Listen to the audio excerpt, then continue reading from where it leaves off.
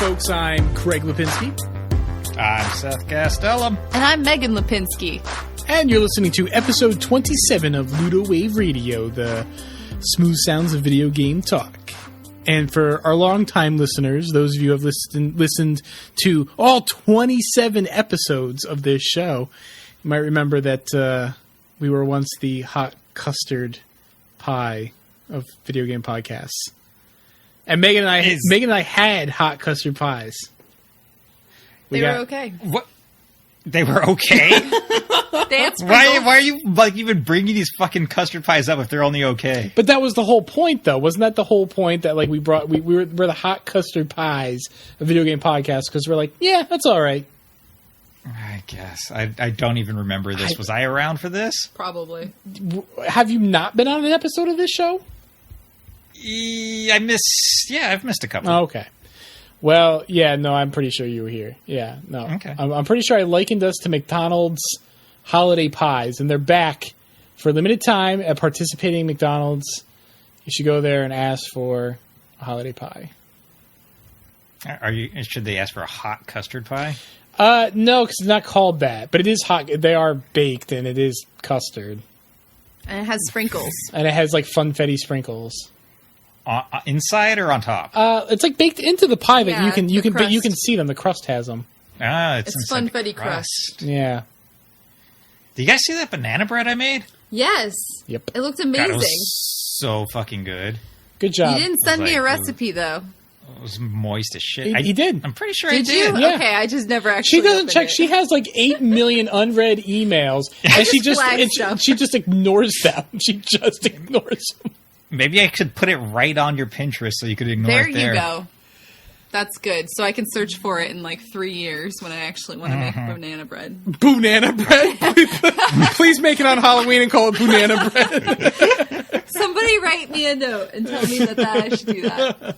I was trying not to clang my teeth against my beer can. So sounds spooky and I was and talking delicious. at the same time. All right, right on. Whoops. Honestly, the holiday pies, I think, is the only thing that's new with me. I got nothing. It's been 3 weeks, and I don't think anything interesting has happened. Oh my god! How about you, Seth? Megan? What have you done? Oh, I said, how about you, Seth? You go first. No, I went to a concert on Sunday. Oh yeah, who'd you see? It was a 4-act concert. There were 4 bands there. It was AJR. They do that one song. I don't know. And then Alice Merton. She does some songs. And then Elle King, who did that X's and O's song. Okay. And then it was 30 Seconds to Mars, which oh my is God, Jared really? Leto's band. That was the worst fucking shit I had ever seen in my entire Why life. did you go to this? No, all the other bands were great. Oh. I'm talking specifically Jared Leto's band. Oh, okay. I'm sorry for anybody who likes 30 Seconds to Mars, but that shit was banana. All right, So first of all, you weren't there for the headliners, basically what you're saying. No. I was there for the radio hits from the other 3 The bands. radio hits from the openers. Great. The radio hits from the openers. They're good. They're good radio hits. Okay. All right, so Jared Leto's band, they're setting up the stage for him. They have a huge drum kit, but they shove it way off to the corner. Ugh. There's a keyboard, and they shove it behind the drum kit, so that guy doesn't even exist anymore. It's and then only there's Jared Leto in this band, Seth. Yes, and then there's 80% of the stage empty, and I'm like, oh, what is this part for? And it's just for fucking Jared Leto's ego, Yes. just to oh my! He comes. I'm like, all right, I don't know this song. The first song comes out, he's just a bunch of woes and ohs and stuff, and there's not really any real singing. But the audience is fucking loving it. They're all woeing and ohing with him. Second song comes up, it's more woes and ohs in a slightly different way, and I'm just like, this is fucking horrible. Can you and find Leto's a set list for this? Because I actually used to love 30 Seconds to Mars, and I'm curious what the woes and ohs was. I don't know. You would have loved this. And then, so it's just basically him doing Jesus poses and stuff while he did woes and ohs. And then, the people, I went there with my sister and one of our friends, who we go to concerts with because he also likes concerts. And I tapped my sister. I was like, I'm not digging this in the slightest. And she's like, okay, good. And then there was a mom behind us with her 4-year-old on her shoulders, and my sister's like, hey, you could have our spot because we're 2 back from the rail, which is only nice. one. So she's all like, we could have our spot, and the mom was like, oh my god, thank you. And she was crying because she got to be 2 feet closer to Jared Leto. It was insane. Did he put on the Joker outfit? No, he did not put on. He was wearing a silky robe and pretentious gloves. It was good stuff. So basically, his character from Blade Runner.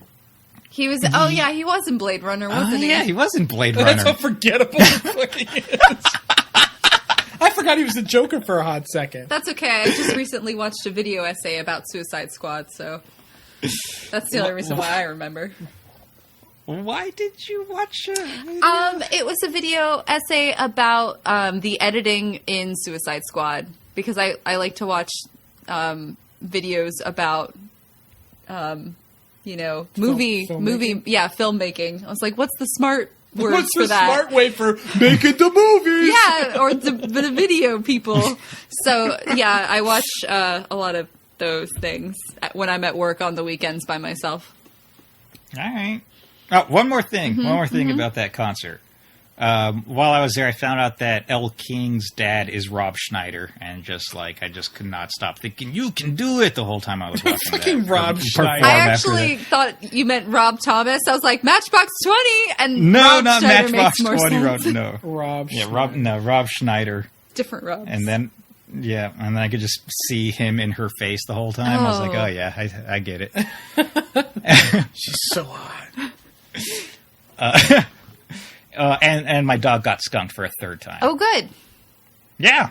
What do you? What you just dump ahead. them in a bath full of tomatoes? What do you do with that?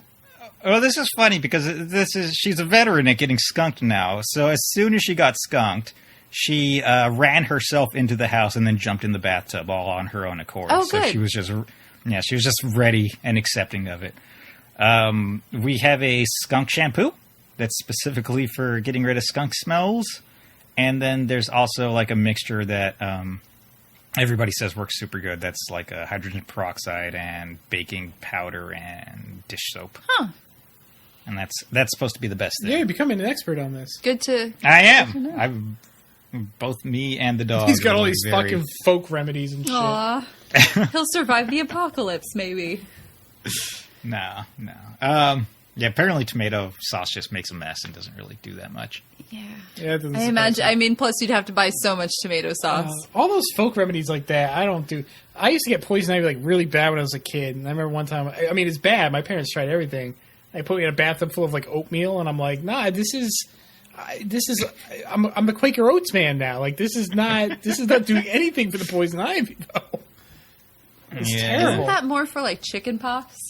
Because I'm pretty sure I had oatmeal baths when I had chicken pox. I had oatmeal baths I had it for chicken pox too, but it didn't do anything. I don't know what the value. I don't know what that's supposed to do.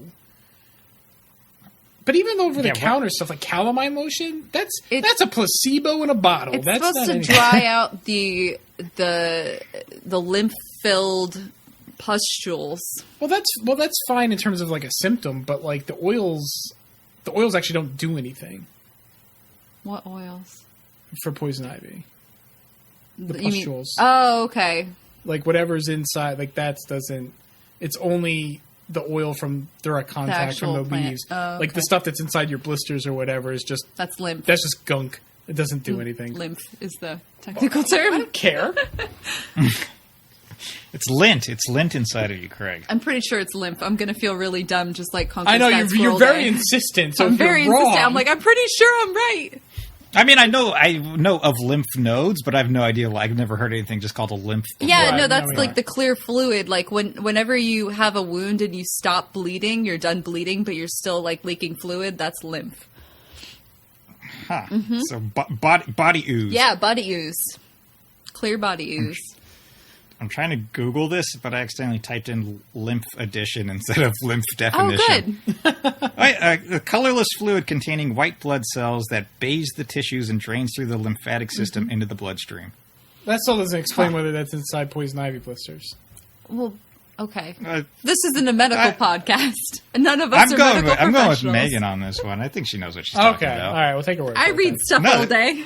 We'll take her word for it. Please, you do not have to consult your doctors after listening to this podcast. We are professionals, and sure. everything we say is true. Megan does work in a hospital. I do. As a lymph specialist? Yeah. Okay. Yep, I just look at lymph all day.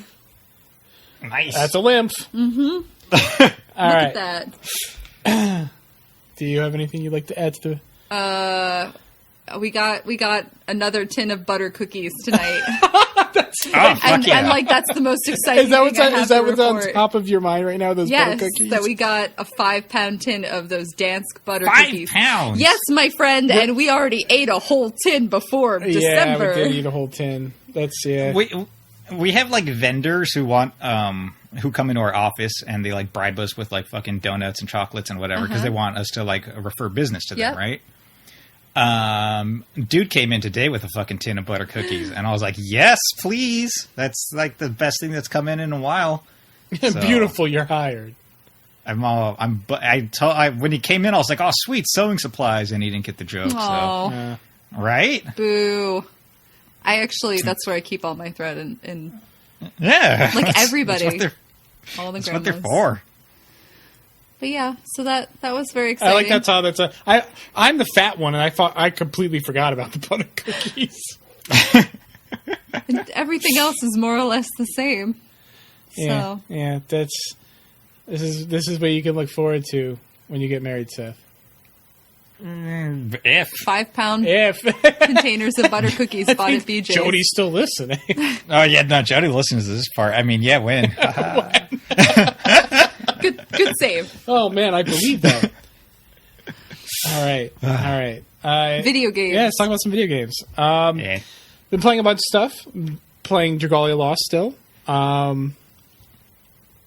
It's still enjoyable. They do a lot of apologizing. It's definitely a Japanese game because it's like, oh, we noticed the stamina was draining at 0.002% more than it should have, so here's a million resources. Forgive us, please. And yeah, it's nice to get a bunch of free stuff. I don't have to spend a dime on this game. I have this game still sitting on my phone. I've not opened it once. It's very overwhelming, and it just goes from event to event to event. We just finished an event. There's one coming. They say coming soon, but it's Christmas themed, so I would assume it's probably in the next couple of days, probably next week. Yeah, I don't really have much to add about it. I like it. I don't see a lot of people playing it. I don't see like on like Twitter and stuff. I don't see like a big tail with this in the same way that I saw with, like Animal Crossing or even Fire Emblem to a certain extent.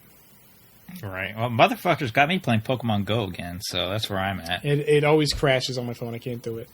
But what? Yeah, I was playing it for a while. I was playing it when it first came out, but now I'll delete it and reinstall it, and I can log in.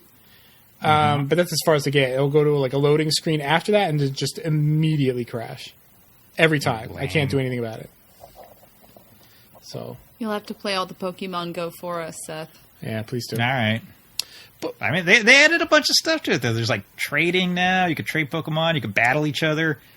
You could add friends and send presents back and forth to friends and get friendship levels. They added a bunch of stuff just in the past little while. Yeah, I liked what I played of it. I don't really want to, like... I mean, I don't really go for walks in, like, the winter a whole lot, but we do walk around, like, the neighborhood and stuff, but I don't want to play a game while I'm like out walking, I guess, is ultimately what I decided on. I'm with you there. One of the best features that they added, though, in my opinion, is that you could sync it with Google Fit and whatever the hell the Apple Fit one is called Watch? now. So you don't... Apple Exercise? Okay. I don't know. Apple Watch. Whatever the... Is that the... Okay, but so you could sync it with that, and then you don't even need the game open for you to, like, get walking distance and hatch eggs. Yeah, but you can't capture anything, right? You cannot capture anything. Right. So, I mean, that's when I first tried to, like, start playing it again, was when I got my watch. I'm like, oh, this will be neat. I'll try this. and the game wouldn't work on my phone. You could capture stuff automatically if you have one of those Pokeballs that came with Pokemon Let's Go. Yeah, I'm not going to do that. But Dragalia Lost, I mean, it's one of the few games of this kind that I've really stuck with. There's really the only other one that comes to mind is Puzzle and Dragon, and I like that game, but I like Dragalia Lost much more. It's definitely up my alley. Wait, let me do one more phone game real fast. Yeah. Konami also released a free Picross game on phone. It's called Pixel Puzzle. Oh. And yeah, and it's free. There's some ads every once in a while, but nothing like super intrusive, and it's super fun. Nice. So that one's recommended, and they're all all the puzzles are just different Konami properties, and they range from Castlevania to fucking whatever those romance Japanese only games are. So they run the full gamut. It's fun. Cool. I'm downloading it right now. You should. I'm also still playing Shadow of the Tomb Raider, but I don't really have anything to add to that. I feel like I've said pretty much. I could probably play about halfway through, I think, and I think I could play the rest of the game and really probably just have nothing further to add. Go on. Let me ask you, because I know this one they had separate difficulty options for combat and for puzzles and stuff. So are the puzzles any trickier in this game compared to old ones? Since you could actually yeah, that's a good question, and that's a good thing to point out. I didn't really notice that there was a different difficulty setting for separate aspects of the game until this game. And just as a side note, I'll answer your question in a second. I think it's a great thing. I think it's awesome. For those of you that don't know how it works, there's different difficulty settings for combat, puzzles, and platforming. And you can individually set those harder or easier. And the way that works is combat is just, it's math.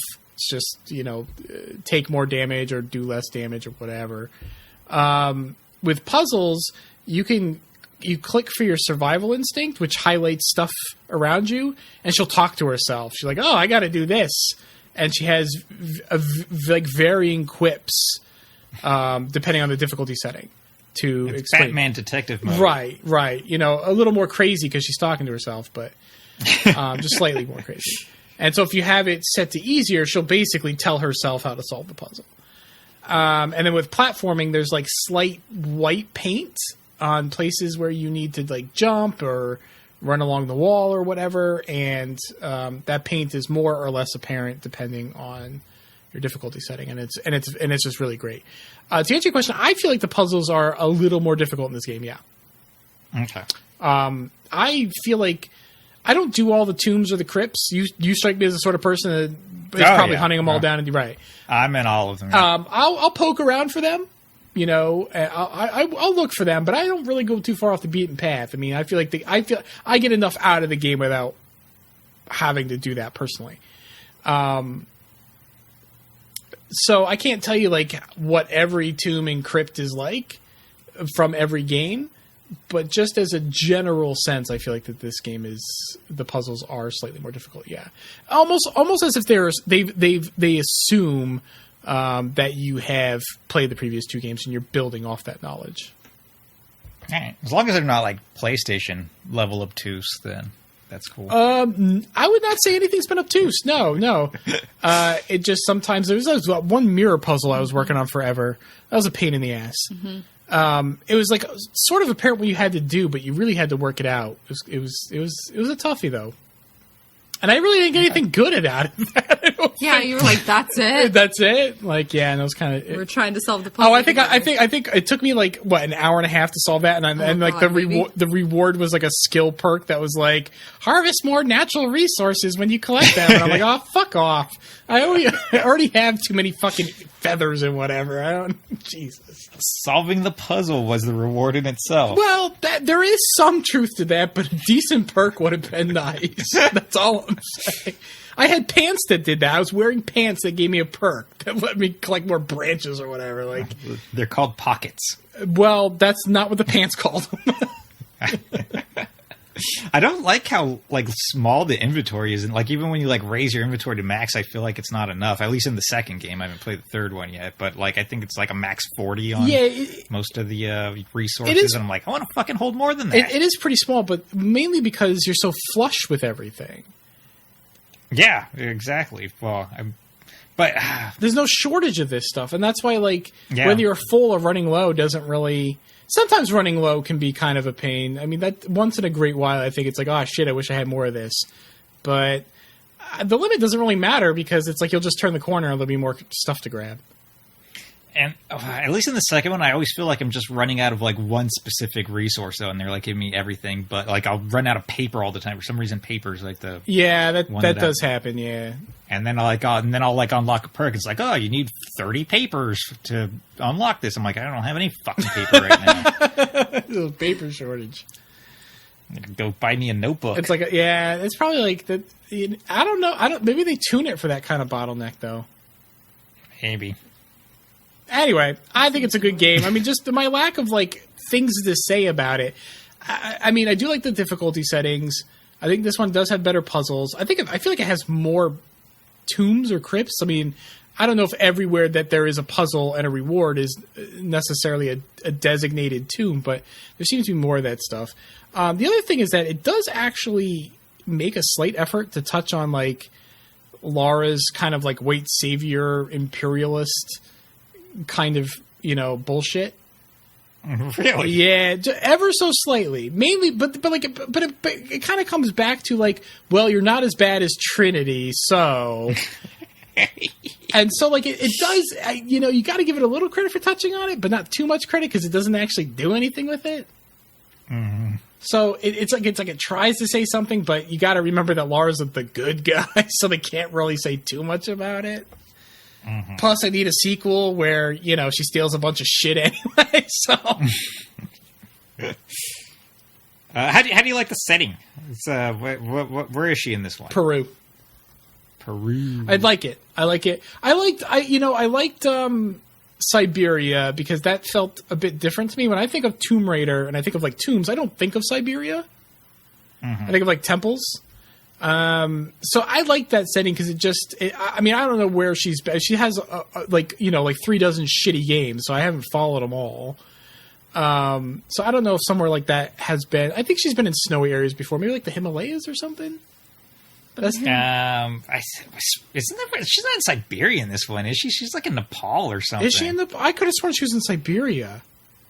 It's been a little while since I played it, and you're currently playing it, so I'll take your word for it. I'm currently playing. There's mountains and shit. I mean, I see how you could see that because there's definitely like old leftover Russian places, but I think that is just made up story. Oh, okay. I guess that's why I assumed it was Siberia. I don't know. I don't really pay attention to the plot too much. Yeah, well, there's not much to pay attention to. Yeah. Okay, then my mistake. I could be wrong. It might be fucking Siberia. That's for all I know. I thought it was more Nepali type of place. I guess, there's some elements of that. That's true. You could be right. But I guess just when I think of Tomb Raider, I do think of South America. So being in Peru seems a little bit more cliche, but it does. There are some times in this game that feel genuinely like scary. And it's not necessarily because there are some jump scares. Like it does get that kind of scary at points, but there's also like I entered a location by crawling on my back underneath like this tunnel that was woven with like spiky branches and bones and stuff, and it was dark, and the camera was like right up into her like armpit, and you couldn't see anything, and she was like struggling, and it just triggered something inside of me, and I'm just like, oh my god, like it ignited like this existential dread.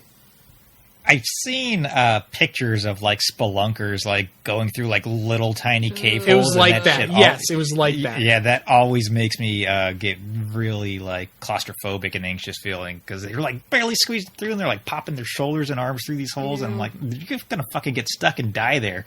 And like this wasn't even like a cave. That's the weird thing about this, because like with a cave, you sort of like, even though it is still like creepy and anxiety inducing to see that, it's a little bit weird to see it when you're crawling through like branches and stuff.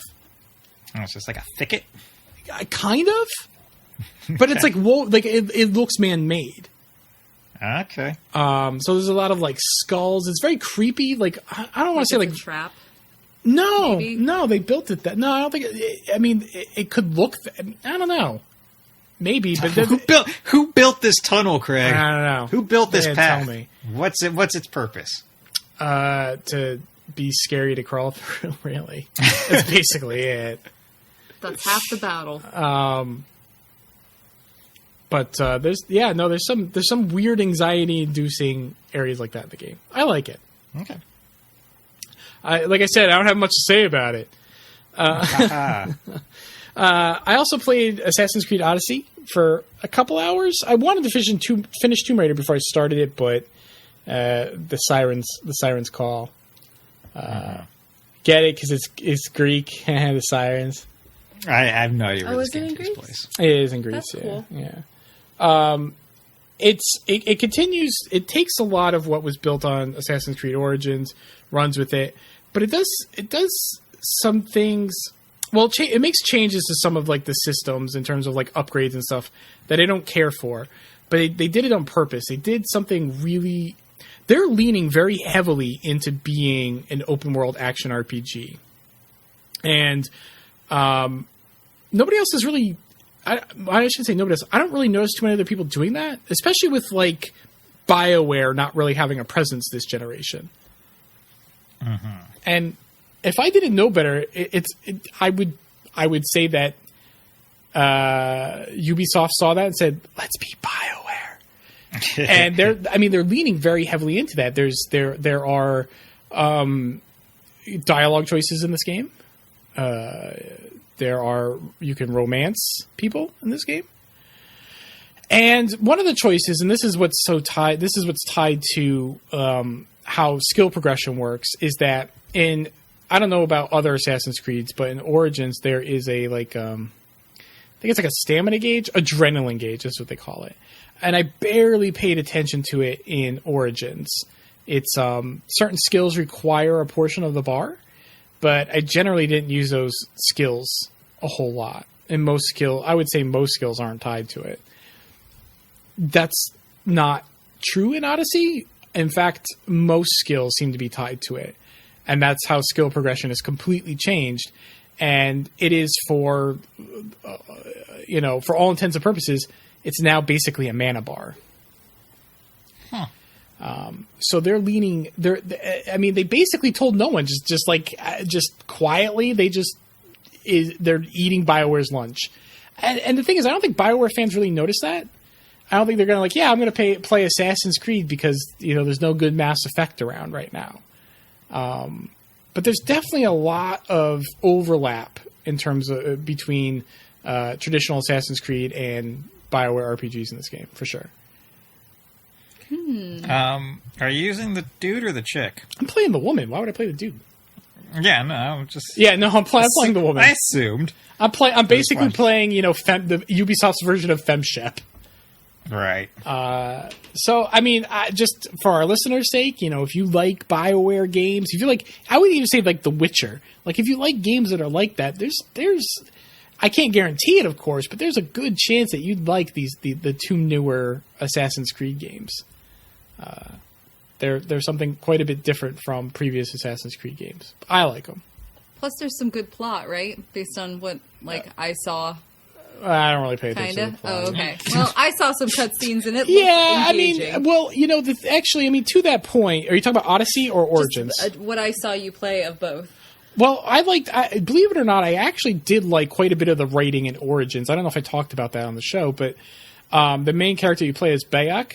He was written so well and voice acted. I loved Bayek, and his wife is in the game. She's also an assassin, and their paths overlap, and they have like this really strange relationship, like where like they're married but they're not like partners, and seeing how that relationship played out, it was actually just written really, really well.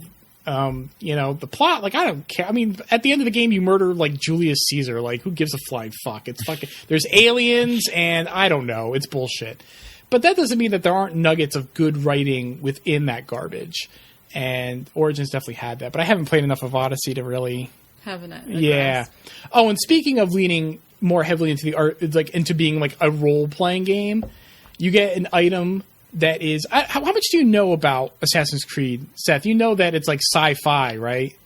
Yeah, the whole Animus thing and everything. Right. So not only is... I've played the first game, so I know that much. Well, not only is there an Animus, but there's also the sci-fi component is that in that there was a race of beings before humans here on Earth.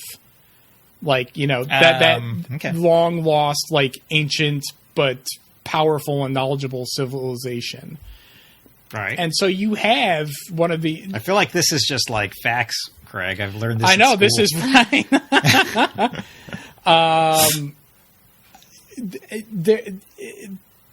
This game leans more heavily into that, I think, more than others, because you actually get an artifact from that civilization. I mean, some of these artifacts, like the Apple of Eden and stuff like that, they play into the game, but you actually wield one. Like, it's a primary item. The Spear of Leonidas is a primary. It's again, for all intents and purposes, it's a magic staff.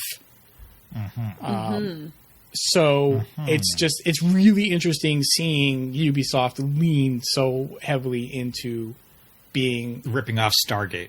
Right. Yeah, that's where I was going with this. Ripping off Stargate. But I mean, just in the absence of BioWare, it's just really interesting that this is the series that to me looks like it's taking up the mantle. You knocked the cat tree over. Our cat's going apeshit right now. BioWare's they're doing Anthem, right? Well, that's what they're working on. I mean, but even when you compare it to last generation, I mean, they had 3 Mass Effects, 2 Dragon Ages, a shitty Sonic the Hedgehog RPG. Oh God, we don't talk about that. Yeah, that game sucked. A bunch of DLC. In this generation, what do they have? They have a Dragon Age that was well received, and then a Mass Effect that was not. That's all they have. It's been 5 years. Yeah. I mean, they are working on Anthem, but what part of that looks like BioWare anyway? Nah, that looks like I don't even know who that looks like. Something Bungie would make or something. And it looks like it could be okay. I don't really know. It could be fine. It doesn't look like what people enjoy from BioWare. But I would say that believe it sounds crazy, but Assassin's Creed might be. Because the thing is, I don't like BioWare games that much. So I can't say for sure, because I don't like BioWare, but I am liking Assassin's Creed. So clearly, like, the overlap isn't complete, but I think there's enough there where if people liked BioWare and they're missing that this generation, so look at these Assassin's Creed games. Yeah, I was about to say my favorite BioWare game is MDK2. MDK2 is great, yeah. That's nothing like a fucking BioWare game. No, people know BioWare now. No, I mean I do like. I mean I liked Knights of the Old Republic when I played it. I like Jade Empire, but their games just don't. I don't know if they run like on a PC. I don't PC game, but I mean I played Mass Effect. I played 1 and 2. I don't know if I played 3. I don't think I played 3. But they just run like shit on a console. Like, just one just played like shit, and there was like super long loading times. I just couldn't get into it. Wanted to, but I couldn't. So anyway, yeah, that's Assassin's Creed Odyssey and Origins. Nice. Playing a little bit of Overwatch. They're doing the winter event right now, which I love when games do winter events. I love Christmas-themed shit in games. I'm a sucker for that. And I love all the holiday-themed skins that Overwatch has. They have, like, Sugar Plum Fairy for Mercy. And, what are some of the other Krampus Junkrat. Junkrat's Krampus. It's so good. I'm searching up the hentai for this so I can see what it looks Oh, like. yeah. Man. Oh, yeah. The Sugar Plum Fairy Mercy, yeah. Some really good Christmas skins. The only thing that stinks about Overwatch broadly is that, it's been like over 2.5 years since it's been out. It's going on to its 3rd year, and just like the little activities that come up with each event, they're not enough anymore, because like they're the same. They're generally the same every year, and the skins are great, but the activities are not. And I don't know, I think the game needs a major content update or some sort of expansion or something. Because as much as I love it, I mean, I really do love it. It's just, it's not enough anymore, sadly. You've played like hundreds of hours. That's true. I have played. Yeah, I'm about to say, like, you've got your fucking money's worth. Oh right? no, that's not what right. I'm not saying that like, oh, they need to give me more. I'd be willing to. How old is this game? Well, were you not just listening to me? I said it's just over 2.5 years old. How old is this game, Craig? Stop withholding this information. Bro. I was looking at fucking Sugar Plum hentai. What are you? No, I wasn't Seth listening was to He was you. looking at, he was like the boner. Sugar Plum, and it's the game that keeps on giving. How can I possibly complain? I mean, I would be willing to pay for something, a substantial update to the game. I don't think it needs a sequel. Like some people have talked about a sequel, and it's not the kind of game that really needs to be sequelized. It just needs, I don't know, a little bit. DLC. After a few years, it needs something a bit more substantial than what they've been doing. I know exactly what they need. They need an Octo expansion. Sure, Overwatch Octo expansion. right. And exclusively to Switch. That'd be fun. Overwatch on Switch would be good. I would be just as bad at it there, but You're good at. Why do you always say this? You're good at Overwatch. I don't know. Why I I'm say good at like mayhem because it's button mashing. Nah, you're good at Overwatch. It's fine. I'm not gonna. Fine, whatever. Fine, you're fucking terrible. What do you want me to say? I'm only level 100 and Yeah, something. you're doing all right. I put in a lot of time to get those levels. I don't think I've ever talked about this on the podcast before, but Megan and I played Dungeons and Dragons with a group. Fucking nerds, I'm off at It's this awesome. podcast. Oh man, You should play Dungeons and Dragons. the Seth. guy with a girlfriend in Canada called us a nerd. You wouldn't know her. We're all nerds. Yeah, no, that's. Did we just play? It was last night, right? It was last night. It was last. I'm sorry. It's been a very busy week, 2 weeks. I'm so tired. But have you ever played Dungeons and Dragons, Seth? No, I've played the beat 'em up from Capcom. Oh, okay. Yeah, no, not that. I never would have thought that I'd be into it because it's like a video game, but you have to do all the math yourself, and that's bullshit. But it's pretty cool because there's also like a storytelling component. I think you'd be good at it. Do you think I'd be good at it, or do you think I'd like start fucking around too early on and just ruin everybody's good time? We spent most of our session like bullshitting, and What do we do? What I do don't we do? even last- fucking know. We got back from the mountains to the city, and that took like an hour because we kept talking about Overwatch and whatever. Yeah, Poor Jared, our DM. He puts up with a lot of shit. he put so much. He put so much effort into it. He's very good at being a DM, and then we just fuck off half the time. It's never like, oh, All right. do I sense that this person has weapons or some sort of skill? It's like, how hard are they? Can I bone them? And he puts up with us. He does. All right, well, then I'll probably be very good at this game. No, but you get to. I mean, you get to like. I mean, if you're playing it well and you're playing it with people who are actually getting into it, you get to like, you get to write this backstory for your character. You get to act that out. You get to, consider how your character might behave in a situation. Like my character is a monk. I chose that because normally I go with a healer or I go with a bruiser, and I went for neither this time. And I mean, when I go for a healer or bruiser, I mean like in like video games. This is the first time I played D&D, and so I just went for like just not even the opposite, just something that isn't that at all. And so like I do things like I don't take when we earn money in a quest, I don't take any because I don't think my character would. So I'm just wearing like dirty linens and carrying a shitty short sword. Like, I'll buy You you a should. sword, honey. You should grab money to give to like homeless kids. well, it's been when we get loot. My group has been pretty good about understanding what I might need, and has been like, well, my character's name is Kyrus. We'll just give it to Kyrus. I got flying boots. I can fucking fly now. Nice. Yeah. And I do martial arts, so I can fly into someone's face and fucking kick them. Oh, that sounds cool. And Do you have to roll some dice to see how much damage you do? Yep. yeah, so way that Or if you hit them. or yeah, well, yeah, even if you hit them. And so like, if you want to do something cool, not this past session, but the session before, I wanted to rodeo a giant demon. I'm like, can I rodeo this guy? My DM's like, that sounds cool, do it. And so what you do there is you roll a 20-sided die against your the DM can decide. Maybe he'll tell you to roll for athletics. Maybe he'll tell you to roll for acrobatics. Because there's some overlap in some of those skills. And so I'm good at both acrobatics and athletics. And so you roll a 20-sided die, and you get a number, and you add, your modifier from acrobatics or athletics. So let's go with acrobatics. I think mine is like +4 or something like that. It's your dex modifier. Yeah. So +4. So I add 4 to that number. And then because I'm proficient, and proficiencies are decided on your race and your class, and you get a couple of them.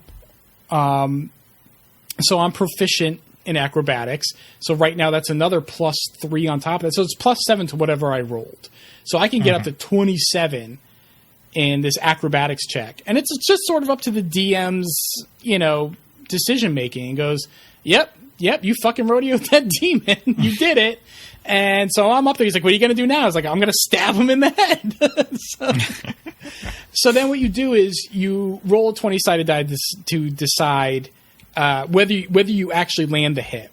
And that is checked against whether maybe it's being rolled against you. If you're being attacked, if you're rolling it against another creature, you're checking against armor class, no matter who's being attacked. So like my armor class, my character's is... I think it's 16. I think it's 16. 16, even though I'm wearing like linens. I have a bonus if I'm wearing my linens because I'm a monk. So it's 16, which is reasonably high. So I think you have to roll 16 or higher, right? Yep. You have to hit the number. Meter beat. So if someone's attacking me, they have to roll 16 or higher on this 20-sided die. But you get the pluses if you're proficient. Like there could be modifiers that add numbers to that. Mm-hmm. So you can end up rolling like a 10, but somehow you end up with a +6 and you get hit. So I roll a 20-sided die, and I say, oh, I got a 17. My DM says, oh, that's a hit. Cool. Now I have to roll a die that's tied to whatever weapon or manner of attack that I'm using to determine how much damage. So with my short sword, it's a 6-sided die. If I'm punching it, it's a 4-sided die, which is like a triangle. It's a very weird dice. Mm-hmm. And that determines the damage. I have a bunch of skills that lets me just chain a bunch of attacks together, so I just was up there beating the shit out of that thing. Huh. The demon is very patient to let you roll dice each round takes 6 seconds. Yeah, Would you? I'm talking. Sorry. She heard me talking, and she like leaned in her face in front of me. It was like, each round takes 6 seconds. This is stuff I know about. I don't know about video games. You're just trying to participate. Let me participate in something I'm confident in. How long does a round last, Megan? Oh, I'm not sure. Yeah. Craig, how long does a round last, Craig? Anyway, everything happens in quick succession. Okay. Anyways, I'll come over. We'll play together. So that's D&D, and it's great. You can play online, Seth. Yeah. No, I'm going to play with you guys. Right. But you could Skype in. Okay, I'm in. Roll 20. You'll just have to be very honest about your dice rolls. Mm-hmm. You guys could roll for me. Mm-mm. No? No, it's the magic and the aura you infuse into your die when you touch them. I wasn't going to go with that, but yeah, we'll go with that. That's how I roll. That's one of those rules that Megan knows about that I don't. Yep. Magic. I have a lot of dice. Die. Okay. Dice is plural. Dice. Yeah. Dice is plural. So. I hear a train. Honk. Yeah, we live near train tracks, a river, the ocean, an airport, and a highway. So you've probably heard like every vehicle known to man.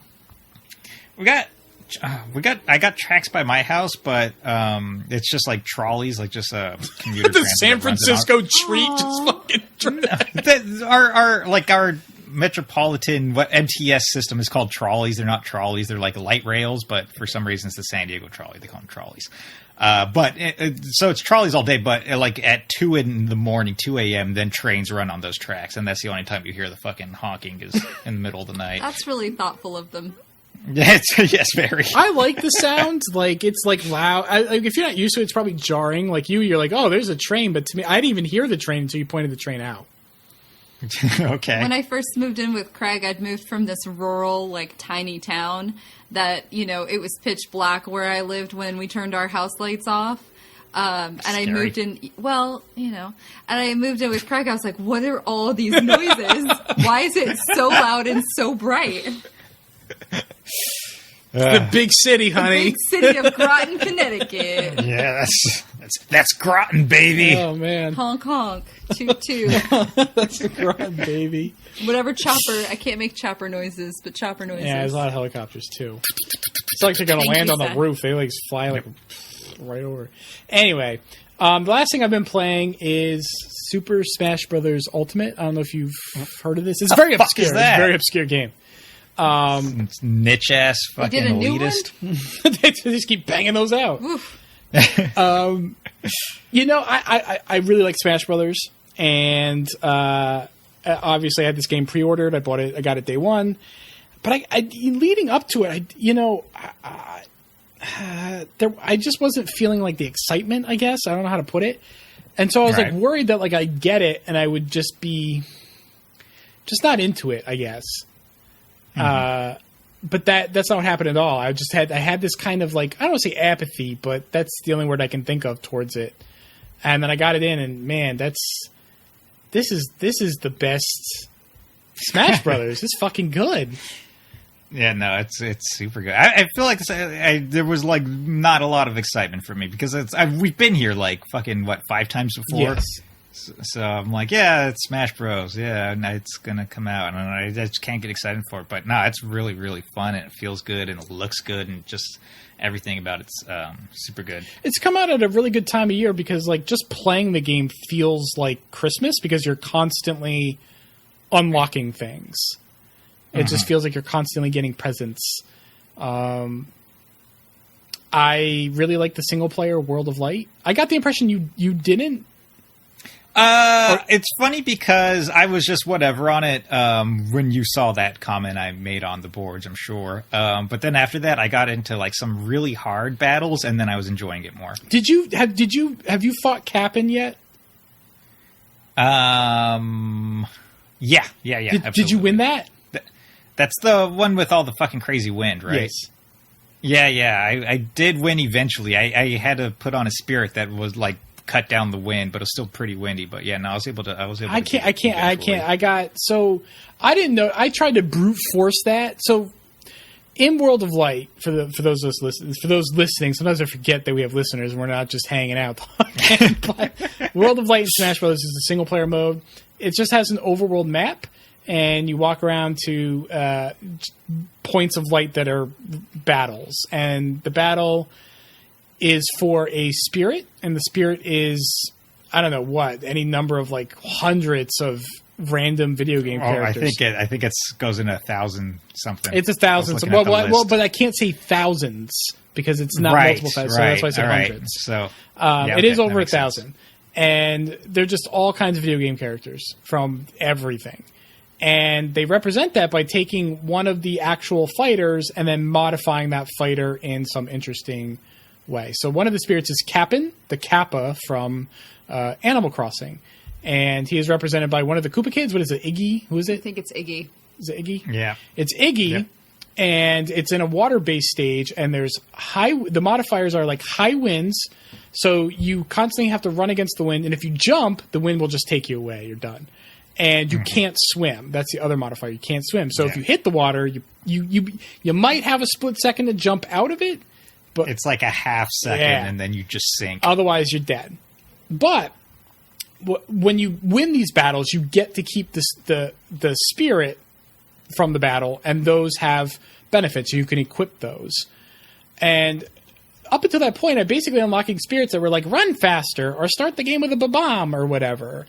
I didn't realize there were spirits that almost acted like Metroidvania kind of items that would confer benefits to help you in later fights. I just didn't have that up until that point. And so to better deal with that fight, you can get a Snorlax spirit, which helps you stand against strong winds, and a Nessie spirit. Nessie from, what is that, Super Mario 3D World, I think. Yep.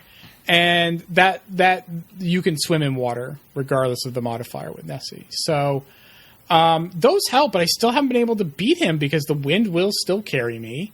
And I feel like every attack I land on him does like 2% damage, but he hits me for like 30% every single time. I don't know. What do you know anything? Do you know a reason why? Yeah. Like your main spirit's level also like affects how much damage you do against like the other dude and everything. Oh, okay.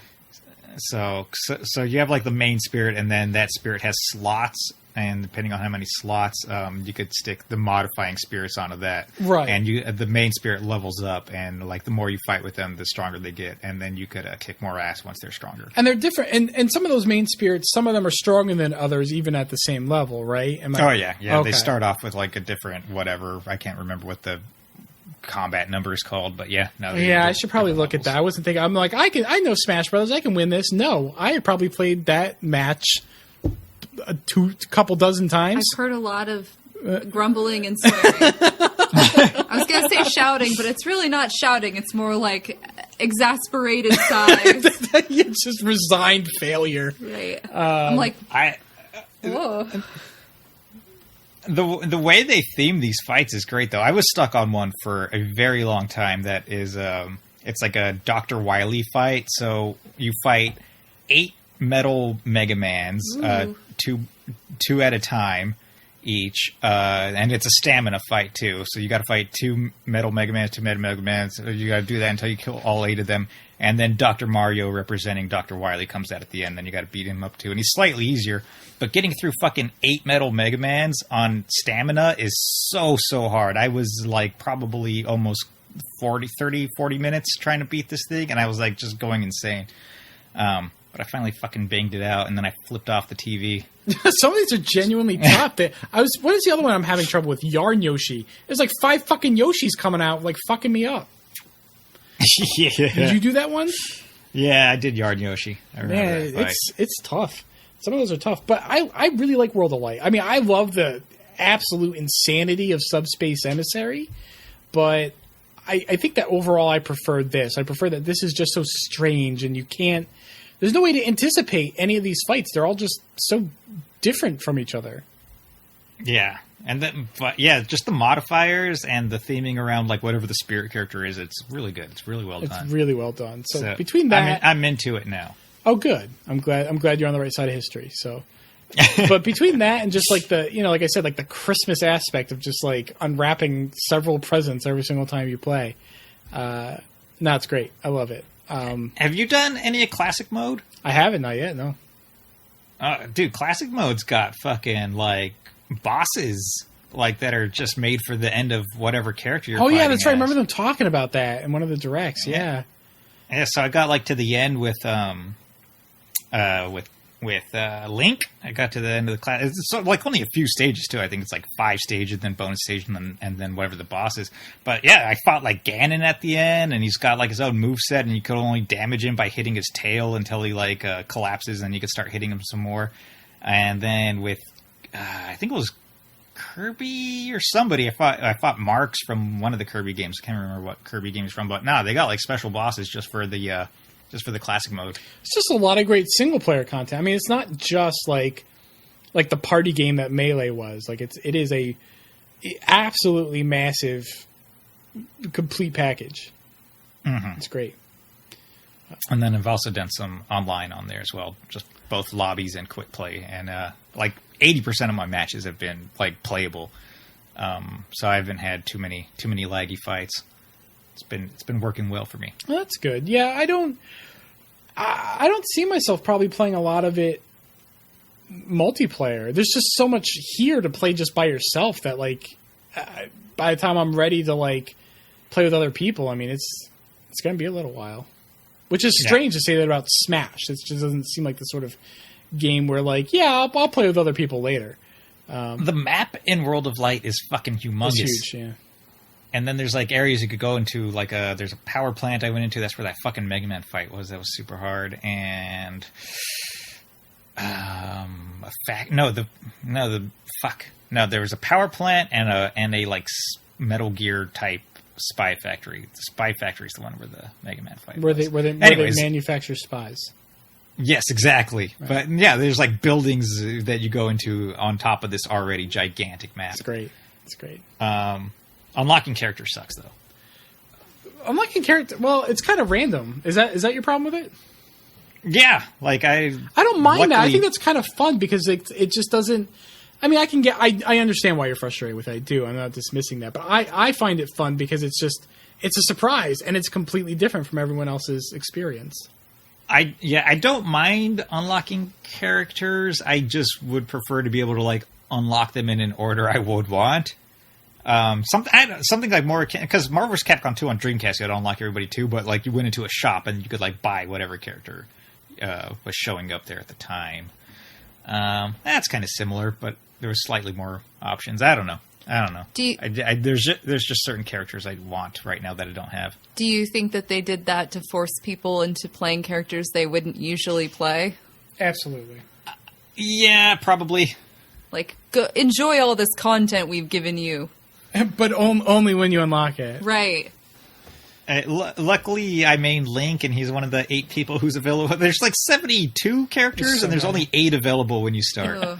Yeah, I didn't get Smash, so... Yeah. And then in World of Light, like, you gotta, like, find them in...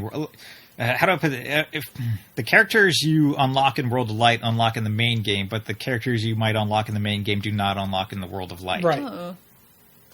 But that's okay. I mean, it's so easy to unlock people for, like, the main game. I mean, you play World of Light for, like, you know, for however long, and then as soon as you back out to the main menu, a challenger pops up. Yeah. I don't know. I kind of like the random order because, like, I'm playing with, I would never touch Wii Fit Trainer, but I was playing as her and having fun. So, I mean, I don't know. I kind of like it. It makes it a surprise. It goes back to that present aspect. I like it. I'm digging it. In World of Light, I was literally only using Kirby until I found my Link. Yeah. Until I found I'm Link. using Mario right now, and I don't know how much I love that, but... Yeah, I was surprised when you were playing. Because I don't have anyone else. I got a bunch of other dingle dorks. I don't want to play as them. Yeah. Anyway, it's a fun game. But that's all I've been playing. Do you have anything? What are you playing, Seth? You want to add anything to the Smash discussion? Yeah, to Smash. No. No, I don't think. I think we covered it pretty thoroughly. It's like Smash Bros. So I don't know what else. I could talk a little about Link's changes because Link's fucking bombs you gotta detonate yourself now, and that was throwing me off at first because I've literally been playing Link since fucking N64. When he was terrible in that game, and I still stuck with him. And so at first, like, the change to the bombs was throwing me off because you throw them at people, they don't explode. You got to explode them yourself, and you could only have one bomb at a time. But after a bit, I was like setting them up towards like edges and like throwing people at them and then detonating them.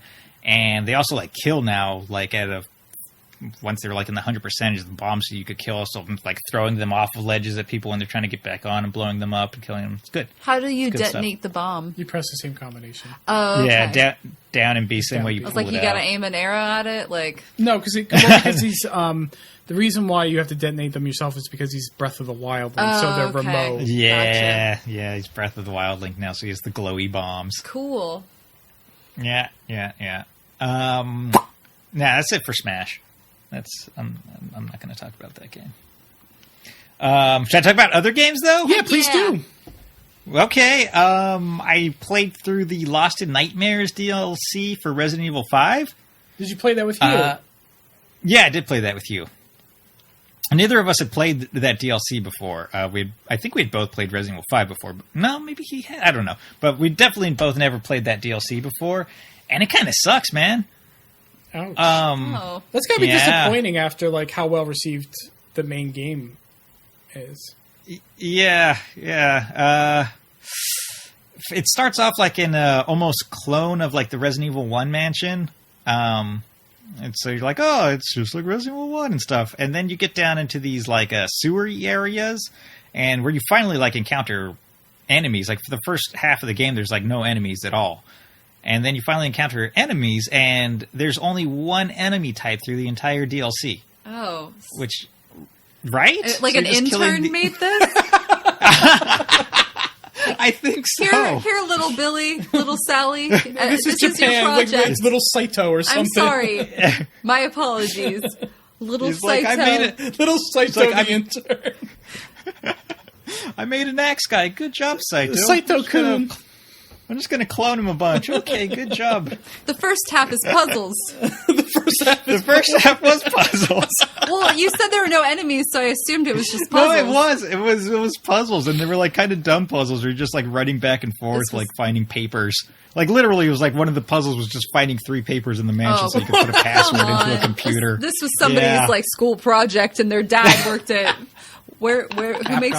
Yeah, their dad works at Capcom, and they're like, so my son, little Saito, came up with it. Little Saito-kun. Yes. And then the main, like the longest part of the game for us, anyways, for me and Hugh, because we kept dying in this part, is this one enemy type.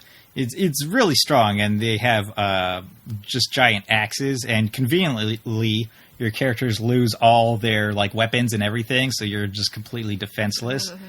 And it involves, you're in a sewer, and there's for some reason these giant platforms with spikes on the bottom that you could crank up.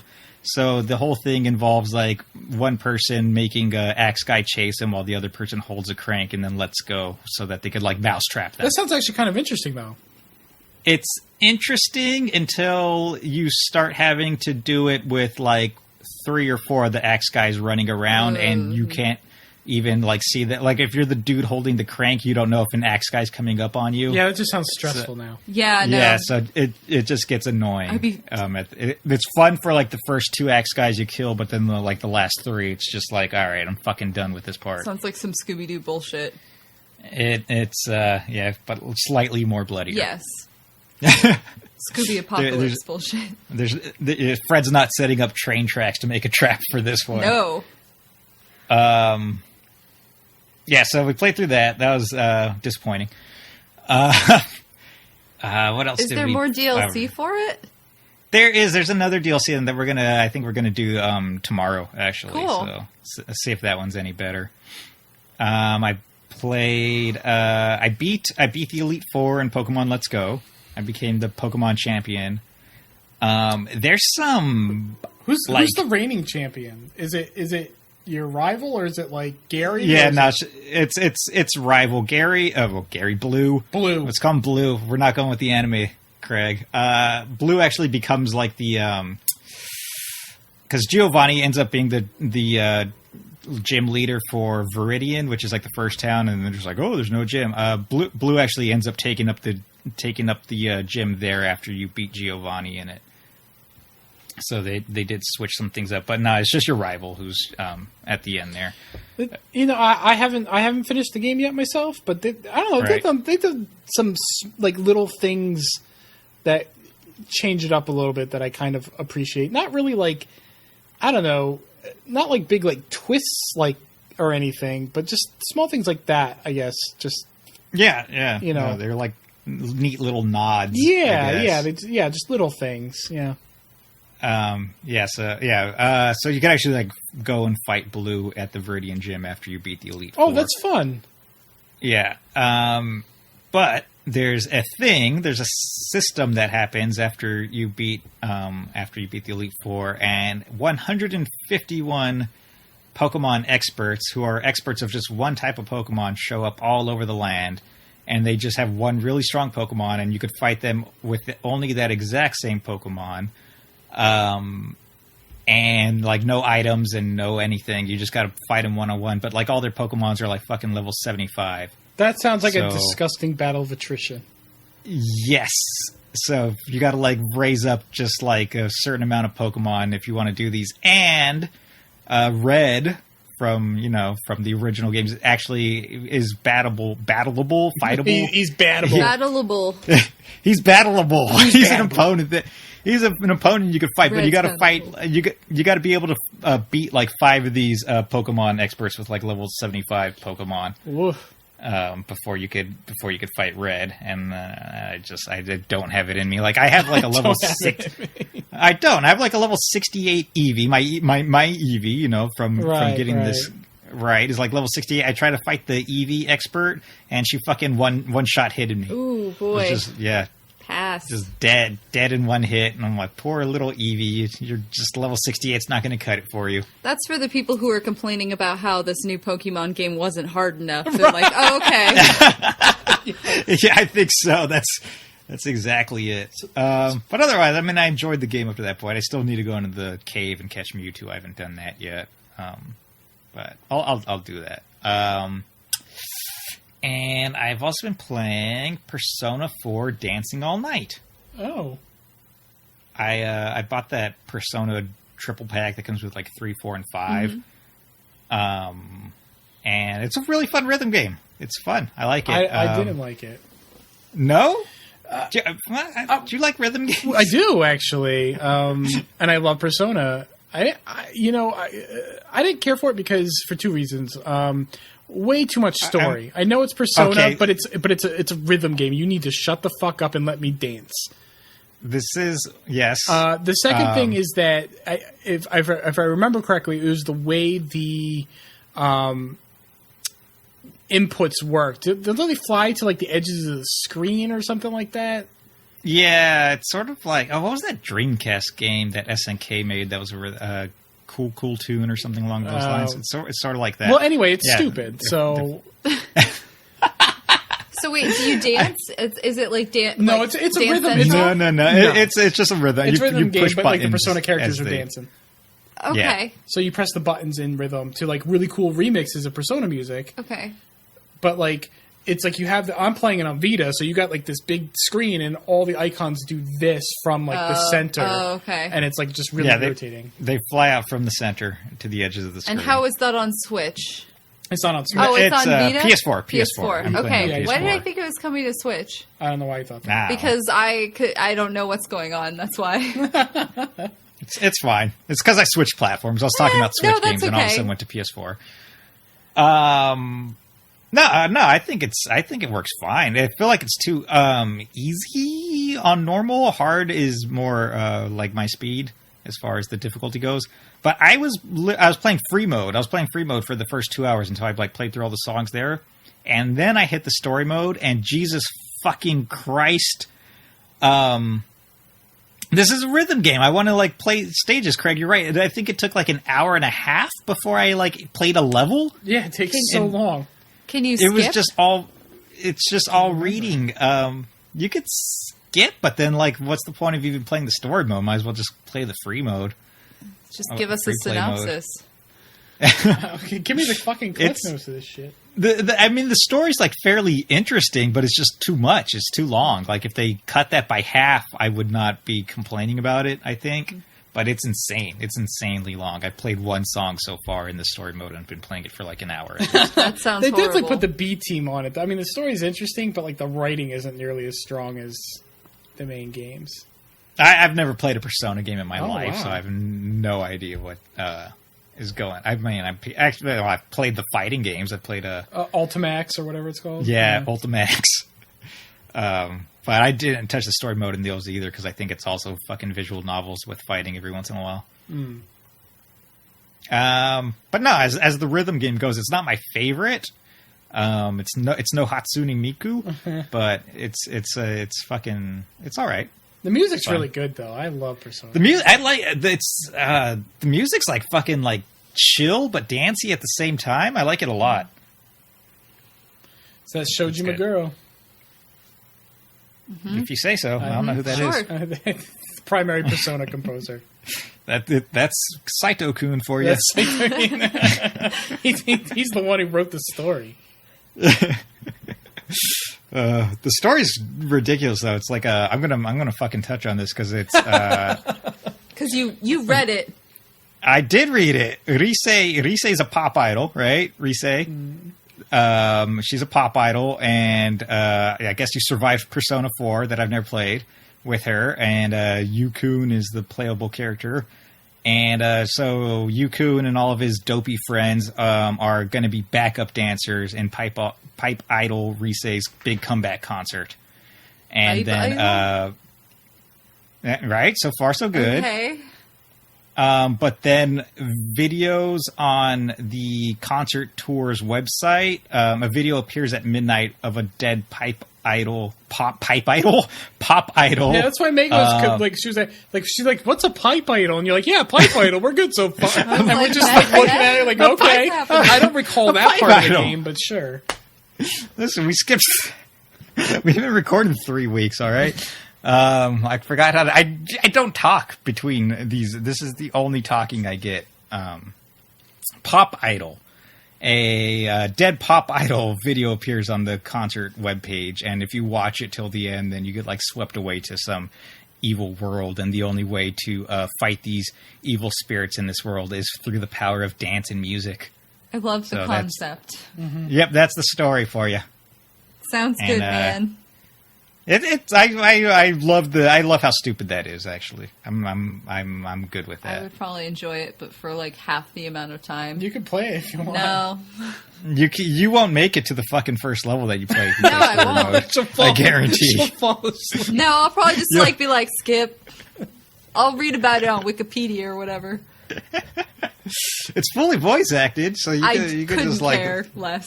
You could just listen to them. You could pretend like it's a really boring TV show, like the worst anime. Yeah. But I think that's it. Cool. That's it for me.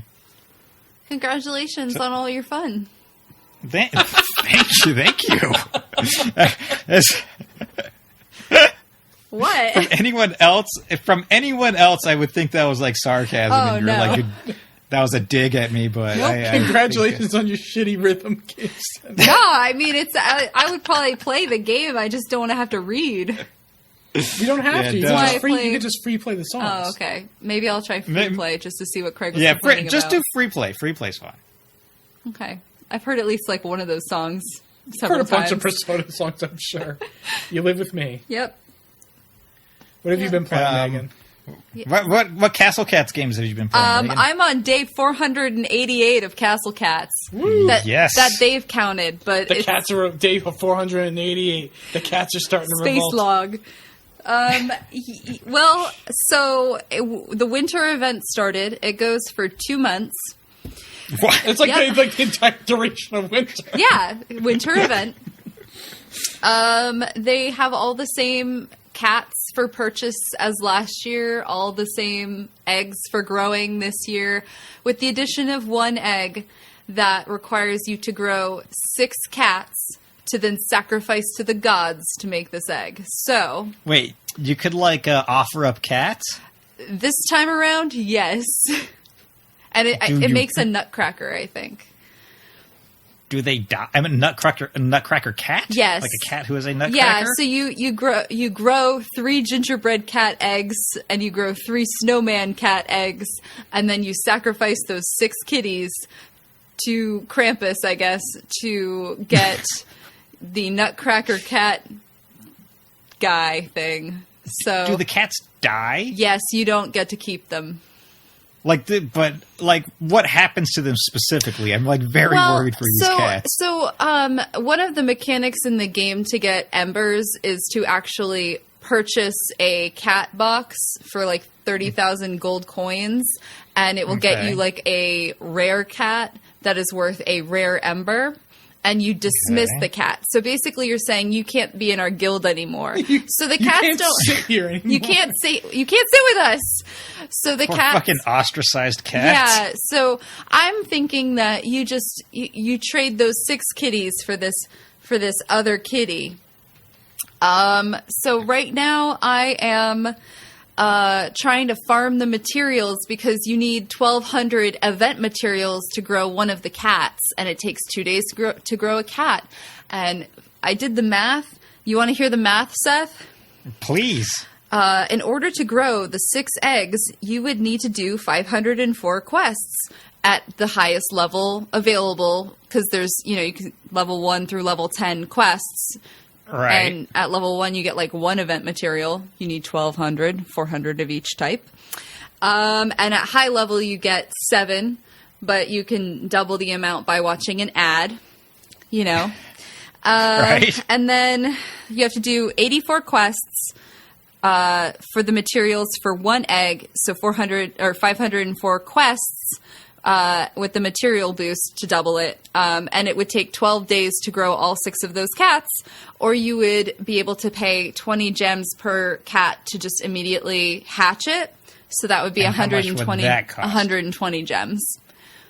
How much is that in real money? Like $15 maybe. All right, so it's like 12 days or $15. Right. Or That's not that bad. get Like that's if gems. you're doing the max amount of everything every day, though, right? yeah, like you would have to be on your fucking shit. Like I would have to be on this app every 2 hours because my quests take 2 hours. Right. Getting the materials and then sending my cats on quests again.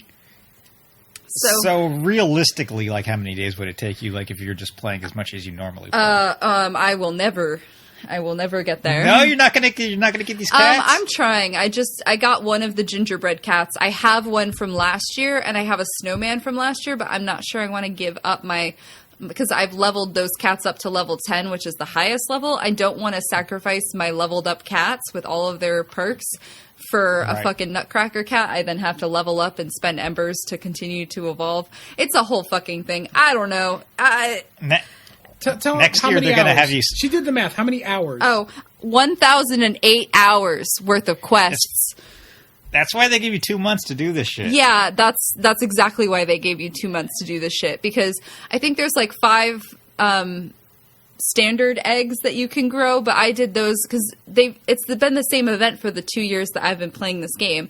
So the first year I didn't understand what I was doing or how to get event materials, so I only grew 1 cat, but last year I actually knew what was going on, and so I got the rest of them, and now this year it's this goddamn nutcracker cat that is for people who are like, I'm level 300, what am I supposed to do?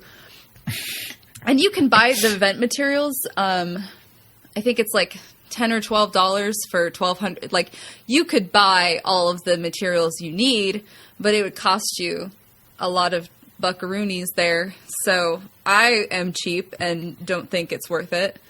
So I won't be doing that. And next year they're just going to have you sacrifice your nutcracker cat in order to get like a sexy sugar plum cat. That'd be fine. I don't really Okay. like nutcrackers, but sexy sugar plum, hell yeah. The crackers are great. Hold on, I'm looking up sugar plum cat hentai. Okay. Please send me a link. They have a Krampus kitty, but he's behind a paywall, and as I've already established, I refuse to pay real money, like a real $5 for a fake cat. So You've paid money for other things. yeah, for this but cat. for like event material, to grow You- cats. right, All to grow cats. You're just cutting out but the it middleman. was cheaper. It was less money. Yeah. I I think if you spent more money on worse things. I disagree, but anyway, so I'm, Don't get me wrong, I have too. I I've spend been- more money on worse things. That's not a jab. I'm saying $5 for a Krampus cat. I would pay $5 for Junkrat's Krampus skin. I know you would. I'm finding out what level I am just because I'm curious. I'm level 168 now, so that's cool. And that's Castle Cats, basically the same. The bi-weekly Castle Cat update. Right, in case anyone has been playing Castle Cats and was curious how I was doing. This is a question to all our listeners. What day are you on in Castle Cats? Yeah. Have you downloaded Castle Cats, if only to see what it looks like and why I bitch about it all the time? But continue to log in. But continue to log in because now I've spent so much time. I'm not giving up. I want to keep getting my bonuses or whatever. I need to show you guys this picture I found for Castle. No, what did I type in? Cat? Whatever, sugar plum cat hentai. Yeah. It's not you putting it in sexy. Skype? It's terrifying. It's Yeah, okay kinda, if it's sexy, Seth.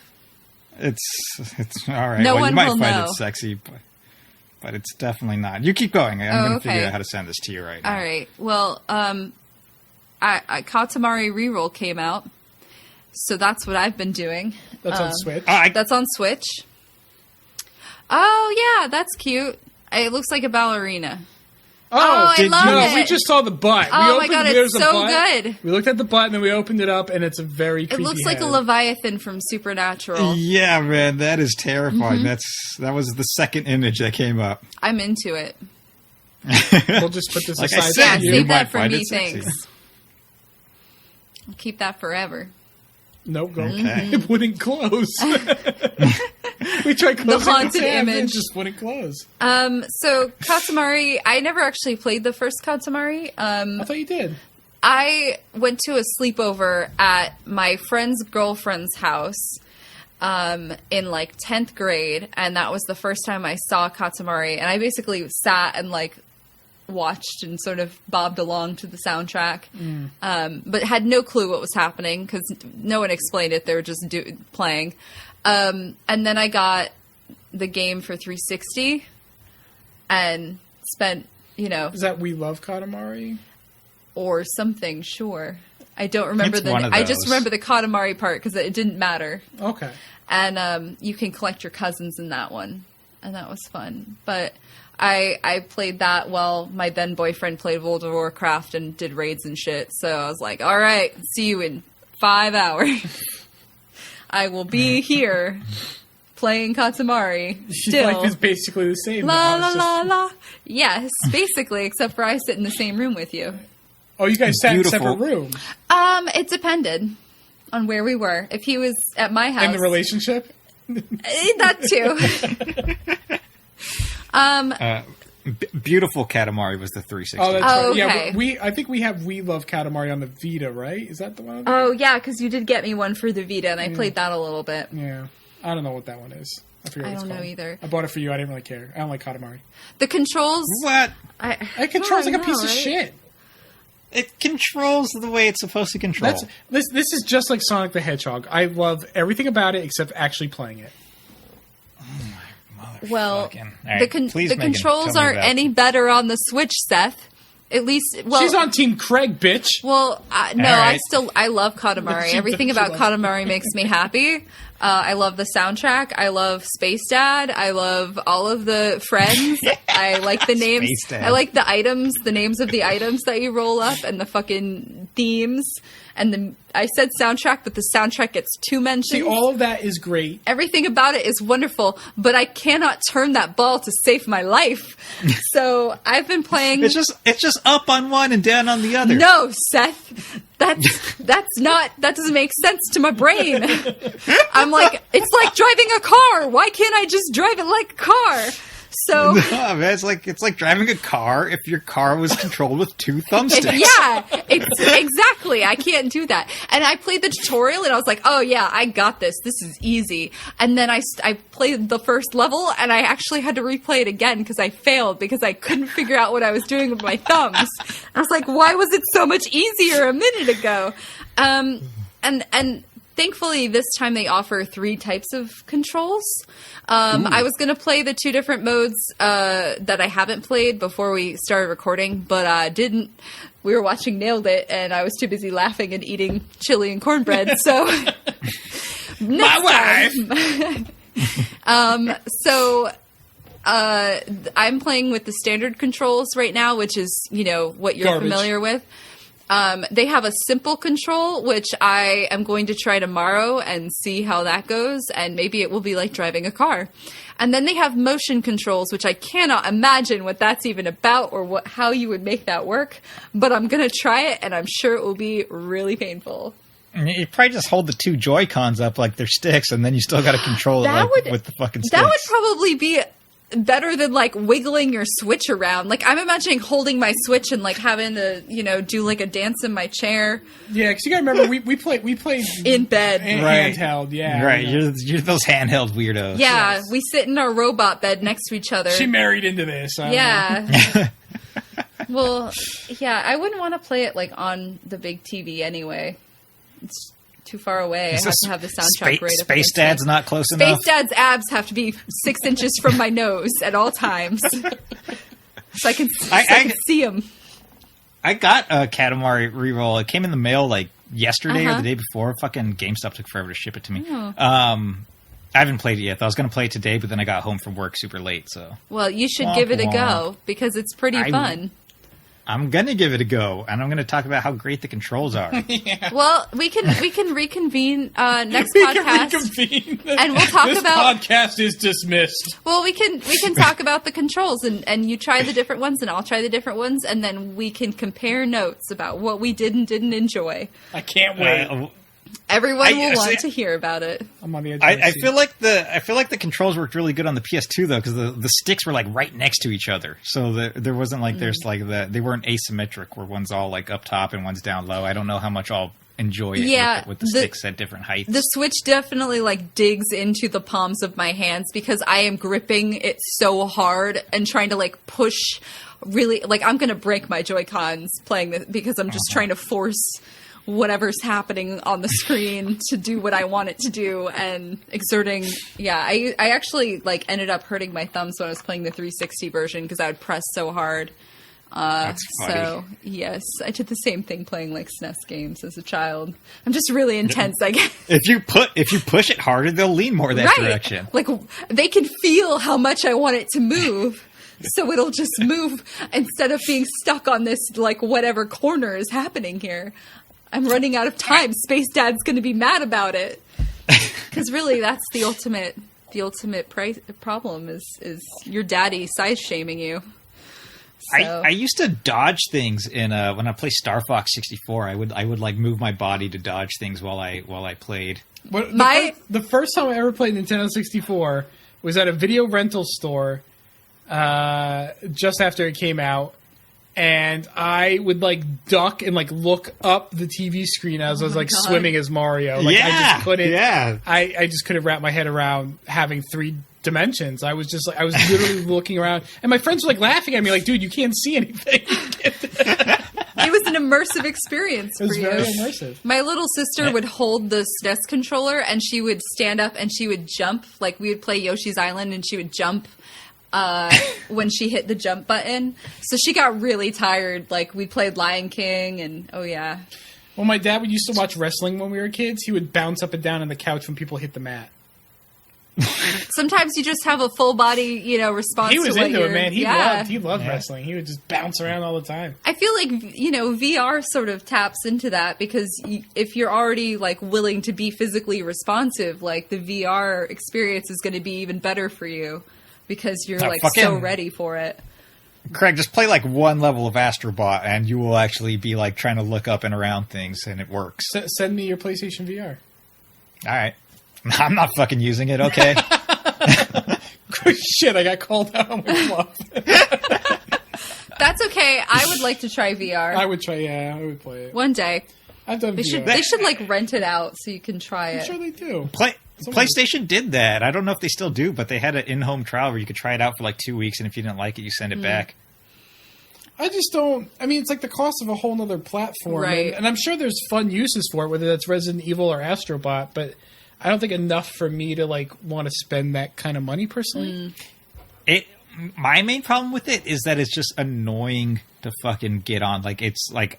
Do I want to play this game, but do I want to get the headset on and everything? No, I don't want to go through that whole process. So it's like, just play something else instead. And we don't have any of those. Does it come with like Move controllers? Because I got rid of all mine. Yep. No, it depends on what bundle you buy. Yeah. You can buy it with and without. Yeah. I'm not. So you need the camera, Move controllers, and the PSVR. Yeah, if they came out with like VR, fucking Viva Pinata and VR Katamari and VR DDR, maybe I would be all into it, but that Persona pack I bought had a sticker on it that said it has a VR mode. Ooh. Well, maybe you should tell us what that's like. Yeah, you try that out. I might. I don't know if it's in 4, but I think it's in 3 and 5. Way to fucking come prepared to this podcast. Homework for next time. All right. Because that sounds like fun. I'd love to hear about that. Okay. Same thing, but now you can't see the fucking button prompts flying out of the sides. Or you gotta like turn your whole head. Where's that button prompt going? Or it's easier. We'll find out. We will find out. The only other thing I've been playing is Fallout 76 still, and honestly, it's gotten a little boring. Are you finally like? Is this the admitted stage? Well, No, she did enjoy it up until this point. Right, and I have the next 3 days off. I'm going to be playing Fallout 76 for, a couple of hours at a stretch, but I'm level like 30 something, low 30s. Every area I've been walking into has been too high level for me by myself, so I actually have to find somebody to group up with, and I just don't want to do it, so that's on me, I guess. Why would you buy an online game if you're going to be antisocial in it? Because it's Fallout, and I was hoping I could get away with it. I told you. I finished a cool quest line, the Order of Mysteries, and I got cool weapons and a cool outfit. That was pretty good. It was a really fun, I read all of the terminal stuff, and everything about it was really interesting. But that's not only it was a side quest. It was optional. It was a pretty lengthy and involved side quest with multiple steps, but it was also you may not find it, and you were quite a bit into the game before you did. I found the Veil of Secrets, which is like a bandana on a corpse in a house, and that triggered the quest. I think you went to the house for a main quest line, and then there's a body in the basement that if you is actually everyone loot guaranteed to get that item, or is it yeah, no, it's scary. Okay. Yeah, I grouped up with somebody who was at the end of the quest. Okay, yeah, gotcha. So you will get it, but you were like a couple dozen hours into the. I mean, weren't you? You were. I was level 15, maybe 16 when I found it. Maybe not quite that much. Yeah, you had played quite a bit before you found that one good quest. Yeah, and the main quest line, right now, I have to go find the Brotherhood of Steel's shitty base or whatever. And it's a fort. Whatever. You can't go into fort. It's in a marsh. I got pounced on by a Wendigo and murdered. So I tabled that for now. I'm learning that I don't have to just go after the quest when I get it, because sometimes it's just too high level. But I'm at a loss for what to do in the meantime, because my miscellaneous quests are all in places that are scary. I don't want to go there. So right now I'm looking, because they do this cool thing that Far Cry does, where there's a tall outlook post thing, and you go to the top of it, and then you can view the scenery, and that will actually put place markers on your map that are gray because you haven't discovered them, but it gives you something to go and aim to move towards. And some of those places have events or have quests or have interesting loot or are good places to camp or whatever. So I've been just kind of wandering around looking for the tall building shaped, empty icon, and just trying to get there to get some map points to have more fast travel points and, check it out. But I got chased by a bunch of super mutants that were way higher level than me, and I was like, okay, this is a bad place to be. I'm gonna fast travel to where it's safe again. So I don't know. It's all right. I'm just kind of at a loss for what to do right now. And I see people with some friends. Yeah, well, I don't have any friends. I don't have any friends who are playing it on PS4. That's not true. Well, I have Britta, but I think I don't know if she's been playing lately. She probably realized sooner than you. Probably. Plus Overwatch, so she's playing Overwatch. She's playing Overwatch, yeah. And WoW, so she's busy. But I see a lot of high level people, so I'm sheepish about being hi, I'm 50 levels lower than you. You want to be friends? So. Yeah, just be I'm a girl. They'd be okay. But then I'd have to put a headset on, Seth. And I have to talk to people. I just want to drink my Pabst and eat my Doritos in my underpants and play this game by myself. That's what I want to do. Well, it sounds like you need some Fallout 4. Well, that's what I was playing for hundreds of hours. So it sounds like you need some Fallout 5. I need to go back to some Fallout 5. Both do. But I did learn something cool that I don't know if everybody who might listen, who might be playing this, has learned. But there are actually free fast travel points. So you have to pay to fast travel most places, but Vault 76 is free. Your camp is free. So no matter where you put your camp, it is free to fast travel back to it. And then there are workshops, and if you discover the workshop, it is a free fast travel Oh, is point. it really? Even if you Yes. don't own that workshop? If it's unowned or you own it. Someone else owns it. If someone else owns it, you cannot fast travel to it. But it's nice because if you like, my camp is up in the upper top left corner of the map, basically on the edge of the map. So it's not very convenient to fast travel to and from, but it's in a nice, secure location. So I've left it there. But I found a couple of workshops, and they were on the bottom part of the map, so it was helpful. So I didn't have to pay 40 bottle caps to go to the ash heap or whatever. So yeah, that's helpful. In terms of like game lore, who's getting these bottle caps? That's exactly what I was about to I don't know. We don't know. Because everyone's dead, so there's I brought this up just the other day. I was just like, so who's getting this? Who's benefiting from this economy? The answer is no one. Right. The Protectrons all act as vendors. Why do they need bottle caps? Why does anyone need bottle caps? It's fuel. They eat them. They eat them. It's a delicious snack. They are a delicious snack.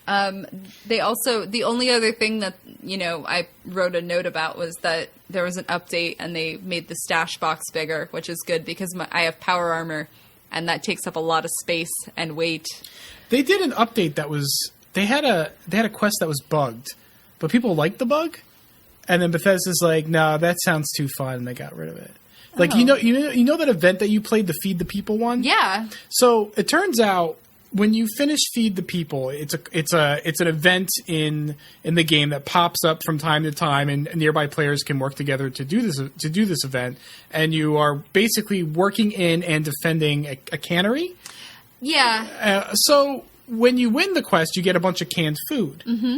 There was a bug where anybody who was logged in on the server got canned food. They got the reward.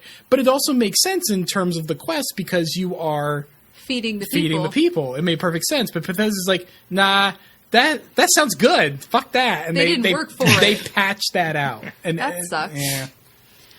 People actually liked it. People were upset. People were posting on Bethesda's forums saying, nah, bring back Feed the People. That quest took so long. They'll update it and it'll be a 45 gig patch just to feed the people God, again. Fuck off, Bethesda. But I found a witch hat. There's a house that has a Mr. Handy that's a jack-o'-lantern in a house covered in jack-o'-lanterns. And that's fun. Like, there's some fun shit. You just gotta find it. Like, there's a big-ass teapot that has a quest to make tea, and you have to protect the hot pipes, from the animals and shit for a period of time so that the tea can be brewed. And then if you succeed, you get some special tea. And that's, you get other shit, but it's fun. I had fun. It's just, that's an event or a daily quest. Like, you have to wander near enough for it to be like, want to do this quest? So, I don't know, it's okay. I'm gonna spend like 5 hours playing it tomorrow probably, and we'll have forgotten all of my complaints. Oh, are you? Maybe. Okay. I got a lot of cross-featuring. I'll so play some maybe Smash Brothers. It's not like I'm at any loss of things to play. Right. But that's it. That's all I'm doing. All right. Let's get on to some news. Let's do some news. Yeah, let's we'll move this 2 hours in. Right, we'll move through this a little bit quickly. Sorry, everyone. So it's been 3 weeks, so some of this might be a little bit old, but so first up we have WayForward is now working on Bloodstained, and that was like the worst news of that day for me. Why do you hate WayForward? I think WayForward sucks. They're fine. No, I don't know. I 100% don't agree with that. WayForward makes very pretty games. They have great music. They have great concepts. But playing them, I would say, I have not played everything. I know they have some licensed stuff. I know they're like a Batman the Brave and Bold, and I think they had like a Thor game on DS. They had a couple of like licensed things, but I think they did like a Mummy Demastered or something that was very well received. I didn't play. Well, that's the thing. A lot of their games are well received, but I'm like, who the fuck is playing this? Are you just looking at screenshots and going, "Yep, that's an 8"? Because a lot of them, they look good, they sound good, they're great in theory, And then you play them, and you're like, "Whoa! Nobody play tested this game because they fundamentally fit." Like Shantae took like 5 fucking iterations before that series was good. First of all, like the second game was good. No. The first game. Listen, if the first game did not control like shit, that would be like the best game in the series. First game. So the first game is a technical marvel on the Game Boy Color. And when you die, please will me your copy of that game because it's way too expensive right now, and it makes me very upset that it's not on my shelf, even though I hate it. But it's a technical marvel. It's an absolute feat on the Game Boy Color. But your attack is 2 pixels from your body. Meanwhile, it is terrible. That's what I mean gameplay wise. Okay, so you can't. That's not necessarily the controls, but the gameplay. You basically have to be dry humping the enemies in order to hit them, and they're hurting you the whole time. If you do duck attacks, you get like 3 pixels instead of 2. Okay, so you just got to like duck Everything attack. Takes so many hits, and they take even more hits at nighttime. It's also it's one of those you get stronger the further you go. It's Metroid-ish, but it's annoying. It's annoying for a very long time. The overworld is like huge and it loops around in a big circle, and then you'll unlock all these little shortcuts and stuff where you could like travel around it quicker, and it has like cool dungeons and stuff. So I feel like the world itself, the level design is all great. The combat gameplay and stuff is bad. But that's such a huge part of the game. It's half the game. And then, but a lot of their games are like that too. Like Sigma Star Saga on the Game Boy Advance. That's such an excellent concept. That's such a crazy, out of this world. It's a JRPG where the battles are shmups, side-scrolling shmups, and you get to customize and build your own spaceship. It's really good. It's a really good concept. It is an absolute chore to play. Aliens on the DS. An Aliens Metroidvania? That's also a great idea. The aliens respawn. They're like Ninja. It's like Ninja Gaiden on the NES. You move 2 pixels off the screen, they fucking respawn, and you have an ammo count. So, have you played Contra 4? I have played Contra 4. Contra 4 is easily one of my favorite Contra games. I feel like they've nailed that one. Okay. I'll give you Contra 4. I think, honestly, their strongest games are like Mighty Switch Force, but that's because... Mighty Switch Force that's because they're so small. There's nothing conceptually to those games. The earlier ones, like Mighty Flip Champs, I think might have been my favorite. I didn't like that either.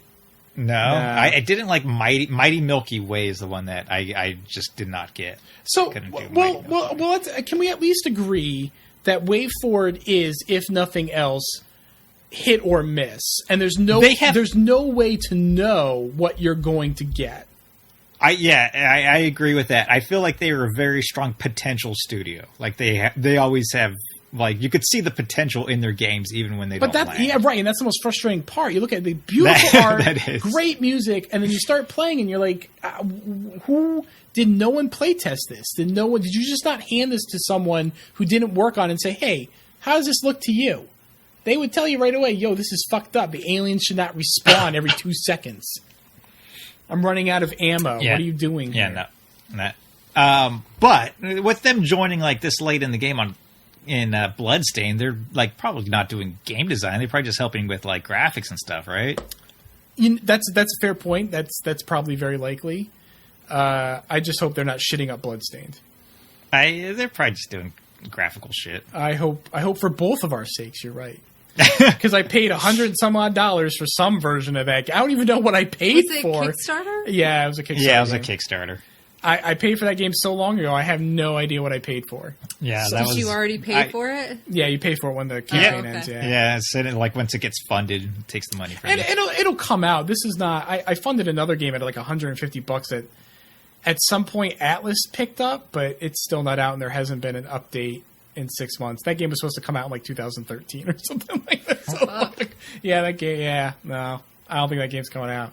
I'm getting Toe Jam and Earl back in the groove finally in March. Oh, there's another bad series.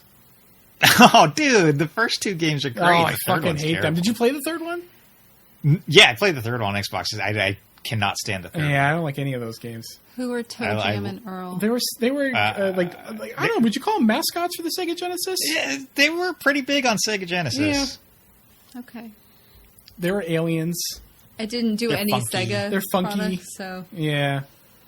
Yeah, I mean, I think it's just there's a lot of games where like there's just a sense of like great sense of style to them, and I think like again like Sonic. I pick on Sonic a lot, but Sonic's one of those.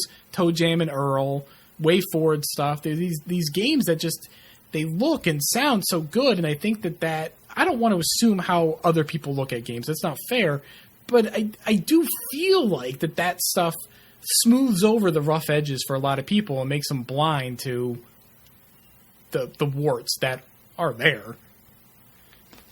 I will defend the first two Toe Jam and Earl games to the death. All right, I'm not. That's fine. I'm not gonna. That's not a hill I want to die on, so I don't care. I mean, Sonic. We can sit here and what time is it? It is 11 o'clock here. I will fight you until 3 o'clock in the morning about Sonic the Hedgehog. That series is never good. I'll go to bed. Can you sit down next to me and just watch me play? That's not going to make it good. Come visit, Seth. I'll come visit. Yeah, you can sleep on our couch. I mean, we got a blow-up mattress. You have to sleep on the couch. The couch is probably more comfortable than the blow-up mattress, but all right. I mean, not sleeping on the floor is already an upgrade from how I'm living now, so all right. You sleep on the floor, Seth? Do you guys live in a hovel? Because if not... Seth, I'll mail you our mattress. All right, thank you. Please do. Okay. Please mail me that mattress. I'll Amazon you one, so it's overnight cheaper. it, Megan. My spine hurts so bad. Please. All right, so that's way forward. Next piece of news: Nintendo's ending what they call their creators program, which is for like YouTube, which is where basically they take all your money and they give you a cut. Basically, you're a wage slave to Nintendo. Instead of them flagging the videos and taking all the money. But they're ending that and just basically employing standard fair use rules.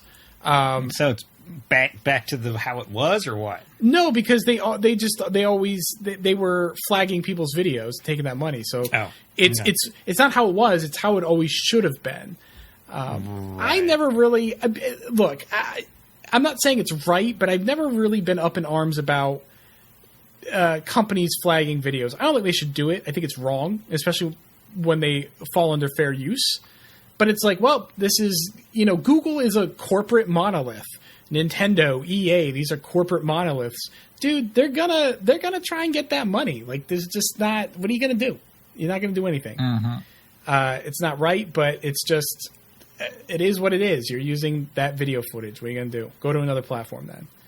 But this is what they should have done a while back ago, and I'm glad they're doing it now. Yeah.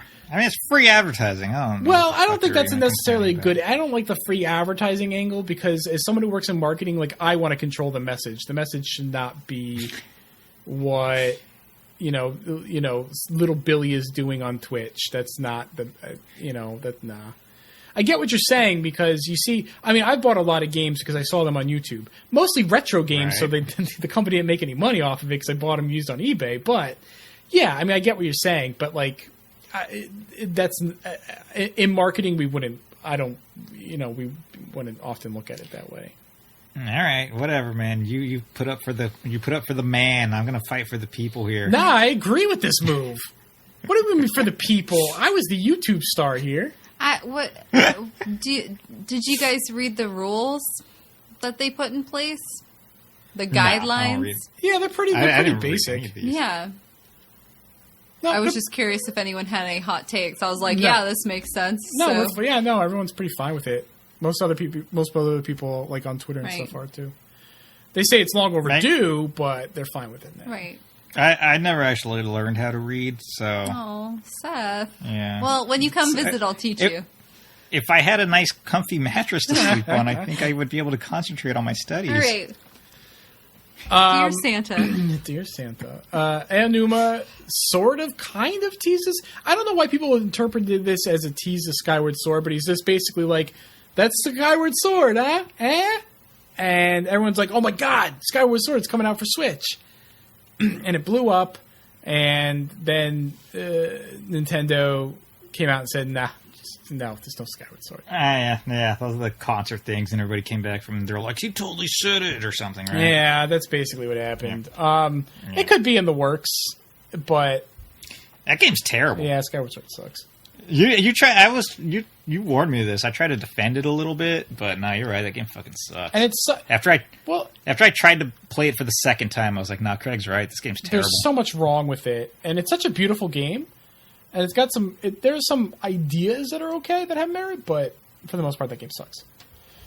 I don't think I've ever even seen gameplay for it or touched it. That's fine. There's no thinking involved. You just do what the game tells you to do. Oh, that sounds like shit. Think of Breath of the Wild. Exact polar opposite. Ugh. There's no go explore and have fun. It's like, here, walk down this hallway, pick up the spot. I don't like having stuff explained to me. Roll it under. Time. Roll it under this wall, Ugh. and if you can read a sign that explains how to do something, and then a chick will pop out of your sword and then explain it to you in even more. So it's like baby's first Zelda game. Yeah. Yes. Okay. Oh yeah. It's great because you'll approach something and it looks like a puzzle, and you're like, here's a puzzle. And then Fee will pop out of your sword like, Master, there's a 98% chance that you have to turn this lever to the left and this lever to the right. And you're like, fuck you. Let me try it You don't first. even get a chance.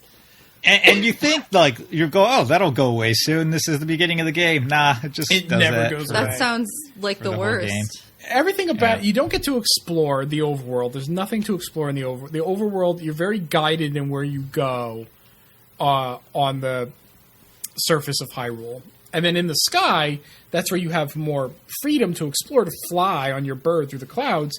But there's nothing there. So in the space where there actually is stuff, your hands are tied. And then in the space where you have freedom, there's nothing there to do.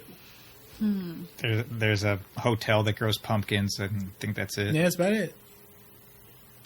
Yeah, but it's a very pretty game. I'm sure it's beautiful. It sounds like the worst. It's got some pretty areas. The FTC intends on investigating loot boxes while the ESA is working on their defense. Loot boxes have gotten a lot of flack. I think they're outlawed in at least a couple countries.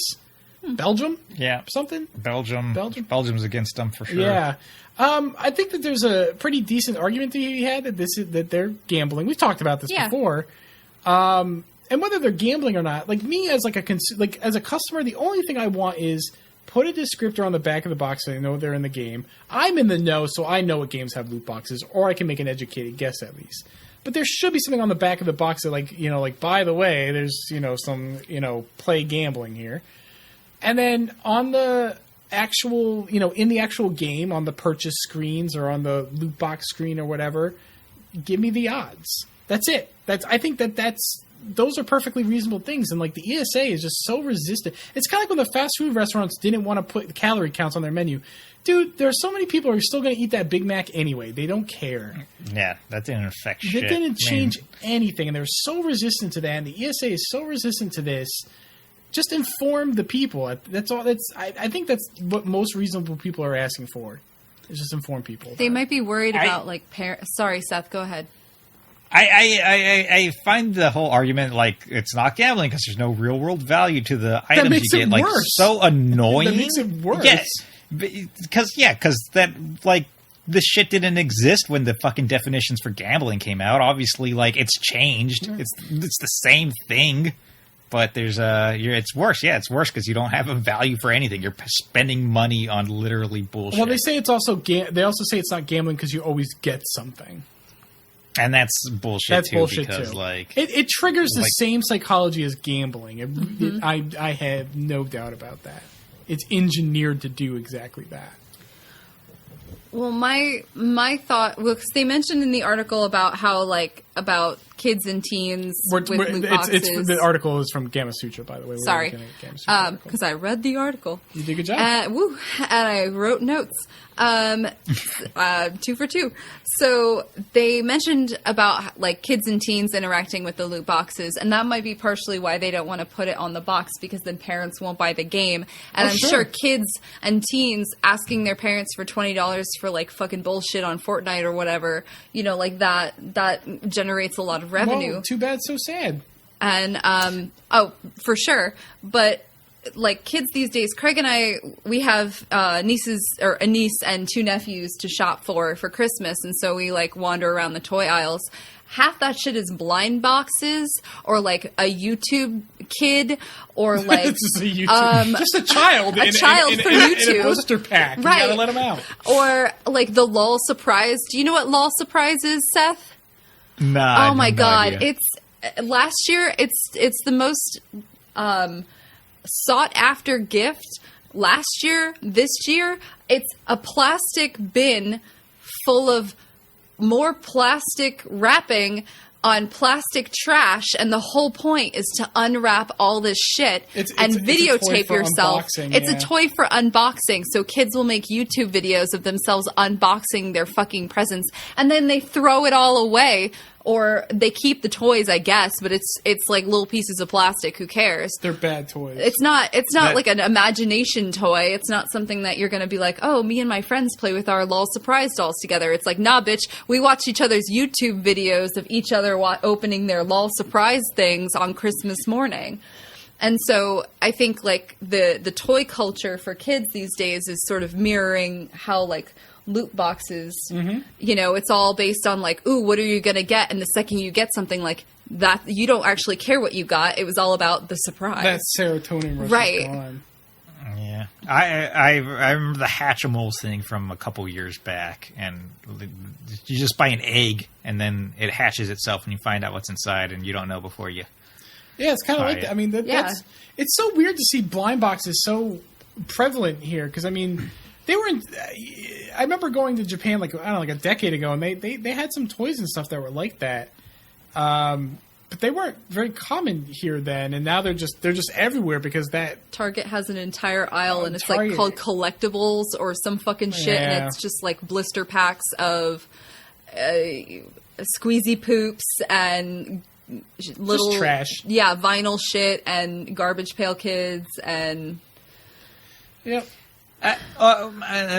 Bringing up kids though, like these companies are fucked if they like define these as gambling, because you can't gamble if you're under 18. Right. So these kids won't even be able to buy these fucking games. Exactly. They'll have to be like rated M or something. Well, fine. I'm fine. That's fine. Like, I just don't. Like, I'm not saying that they shouldn't be in these games. I agree with you. I think people should be informed about it, and if that leads to consequences of parents going, "Wow, this is bad," that's how that's supposed to work.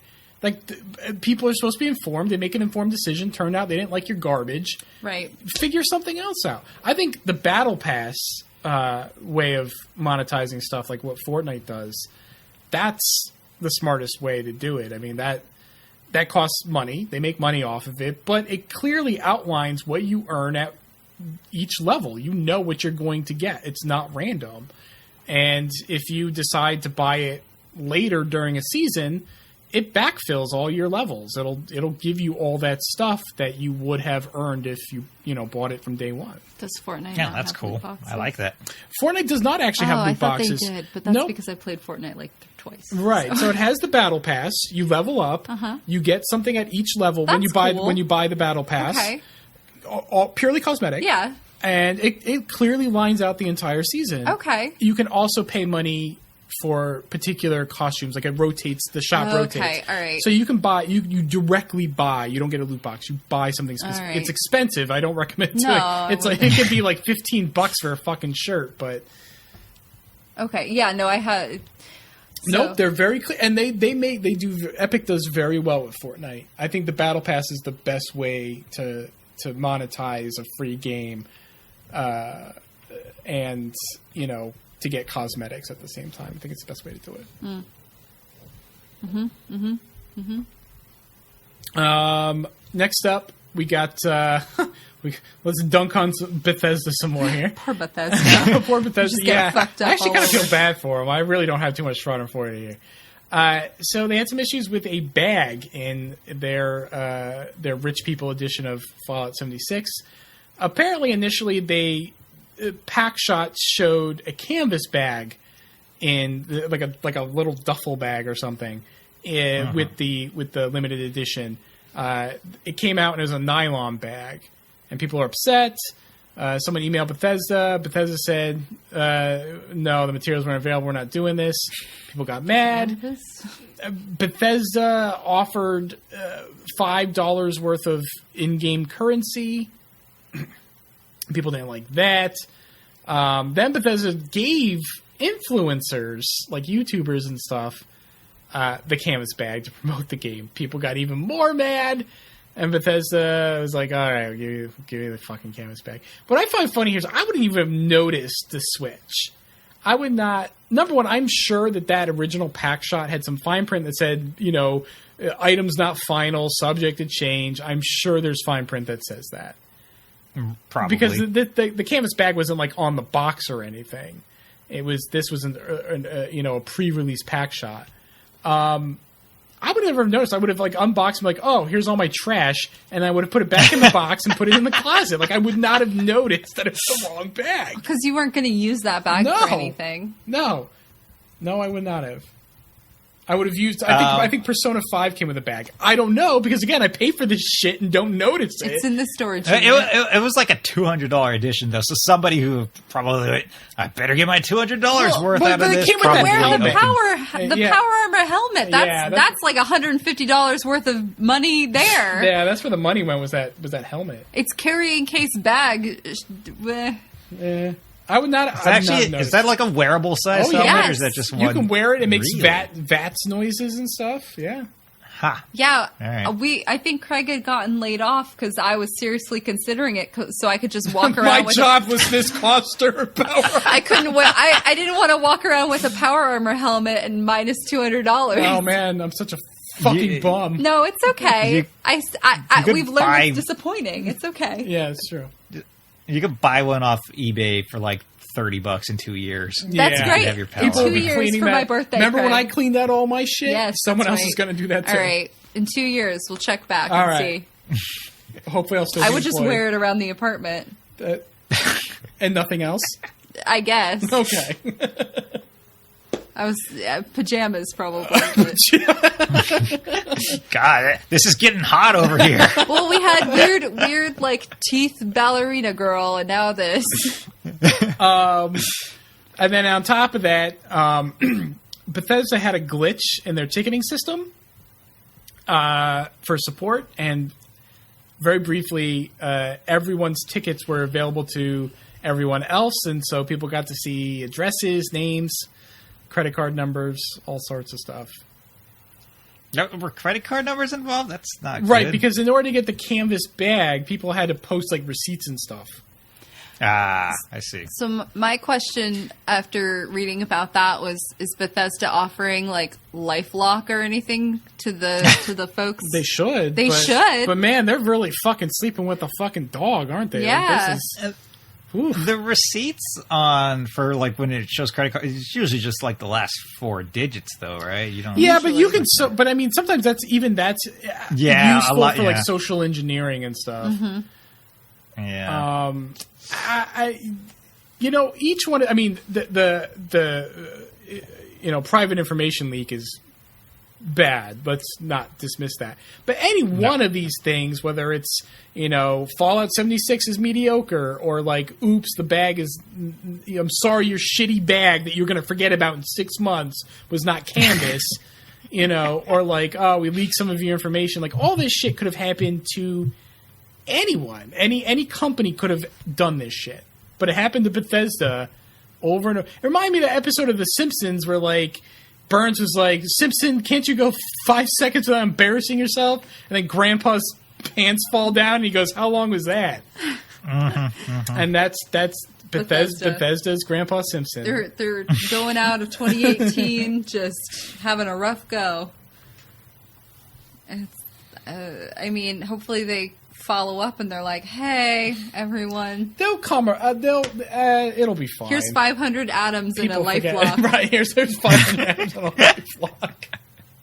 Good for 1 year, but you pay for the next year Right. automatically." Right. Auto subscribe to LifeLock. Well, I think, who was it? Target? Like, somebody had a breach and you could sign up for LifeLock, but there was like a whole fucking thing because you had to be vigilant or they would charge you. It's so sad. Everyone is scummy, is what we're learning. Yeah, that's what we've learned. Everything is terrible. Yeah. Next piece of news here, Next. moving right along.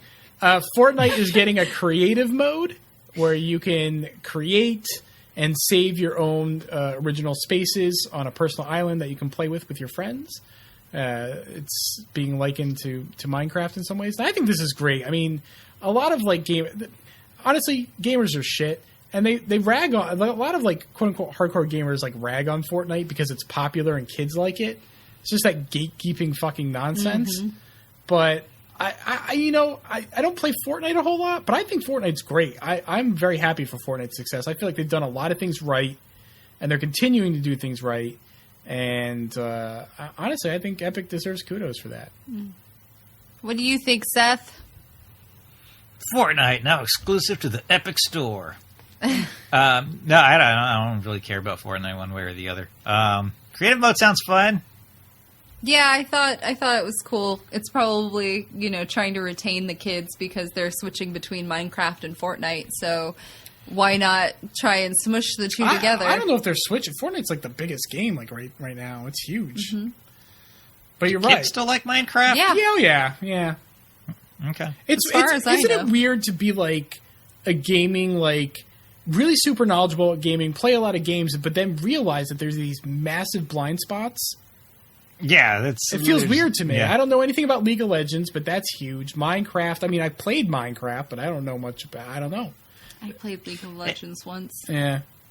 Oh, it feels to me. Yeah, it feels to me like when I was little and I knew like jack all about like fucking computer games. Mm-hmm. Like I'll just like have a friend who'd be like, "Oh, I got whatever on my computer." I'm like, "What the hell is that? What is black and white?" I don't know. Well, you can go your whole life without playing that game. It's fine. Well, no one person can know everything about all the games. Right? I'm gonna try. Okay, well you try, but I'm just gonna be like, I know what I like, so. I'm not saying I have to like it. I'm gonna stay in my lane. Did you not hear me bitch about Way Forward? No, I know. I was very impressed that you knew so much about shit you didn't like. So good job. It's because he wants to. It's because he wants to like it. It's almost there. I'm trying. It's like something. I don't like to dislike anything. Mm-hmm.